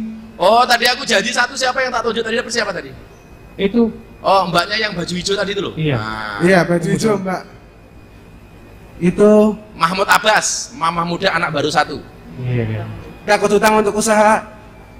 Udah berapa ini? 5. Udah 5. Sama Mas Dimo, saya dijodohin. Oh, di sini ya. Oke. 5 lagi. Wow, kemudian yang dari Lumajang tadi Mas, yang jatuh usahanya Mas David, oh ya? Mas David ya. Udah berapa? 7.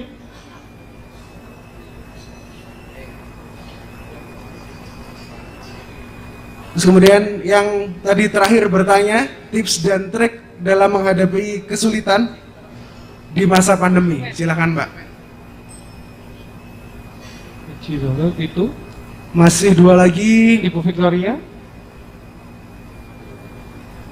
Saya sholat malam tapi rezeki masih sedikit. Apakah sholat malam saya salah? SPG. Silakan Mbak, monggo. Satu lagi ya? Satu lagi Pak Dayat. Oh, sing duwe kos. Punya skoro maksudnya.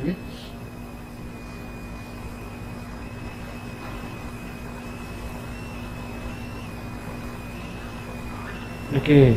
Matane cuwit-cuwit. Sedih Gus. Cuwit-cuwit gitu. Sekali lagi terima kasih ke Telkom Indonesia dan juga masih ada satu lagi voucher dari Paragon. Satu lagi. Yang minta sholawat Hasbi Robi tadi. Mas. Kan pandemi. Yang penting iso bayar SPP.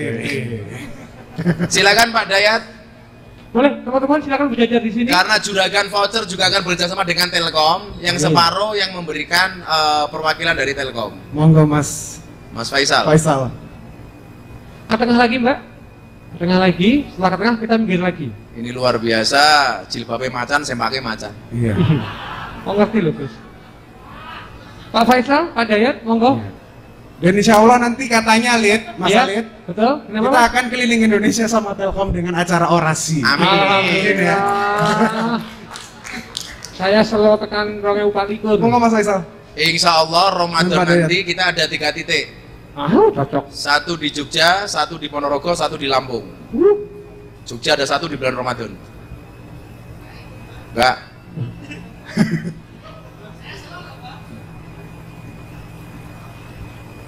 Monggo Pak Dayat.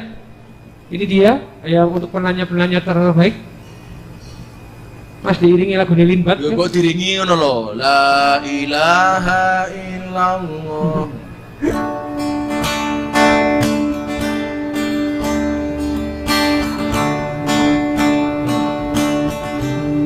Lagu ini mimpi ngono gitu. Hari ini salah loh guys. Lagu Niji malah. Apa jangan menyerah? Teman-teman boleh minta tepuk tangannya untuk 10.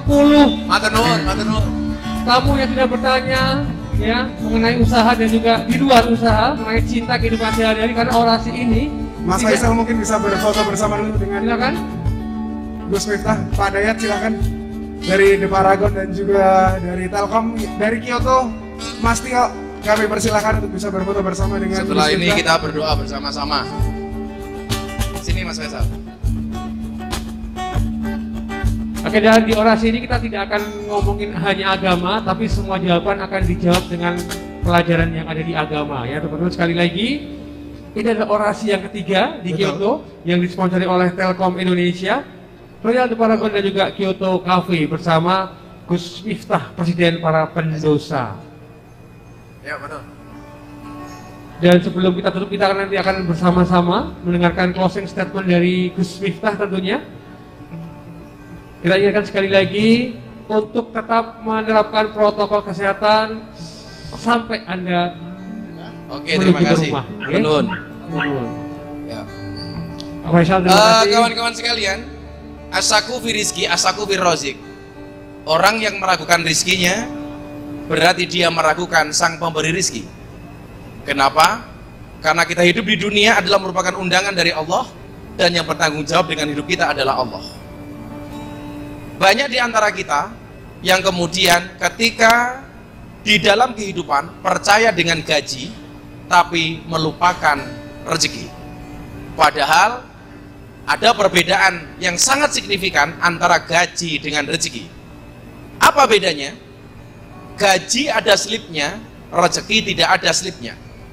Gaji dari bos, rezeki dari Allah. Gaji itu dijemput dengan kerja, sementara rezeki dijemput dengan takwa. Gaji itu bisa diduga, rezeki itu seringnya datangnya tidak terduga. Gaji hanya uang, rezeki bukan hanya berupa uang.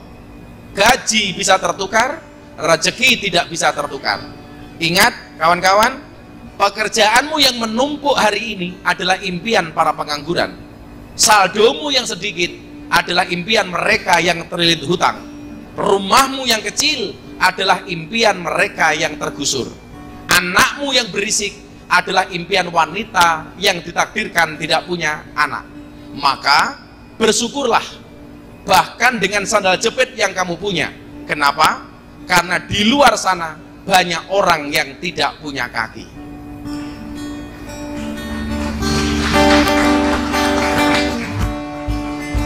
Maka sebagai tip akhir, inilah tip yang kemudian sering kali saya praktekkan dalam hidup saya sebagai kunci bahagia.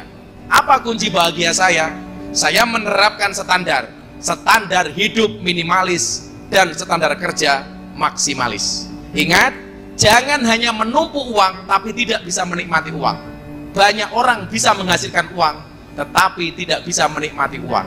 Maka jadilah orang yang pintar cari uang dan bisa menikmati uang.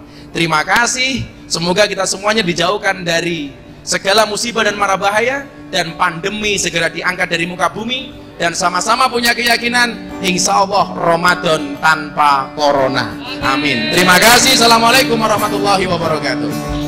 Baik teman-teman, demikian tadi orasi bersama Gus Miftah. Perhatian para pendosa, boleh sekali lagi minta tepuk tangan yang paling panjang untuk Telkom Indonesia.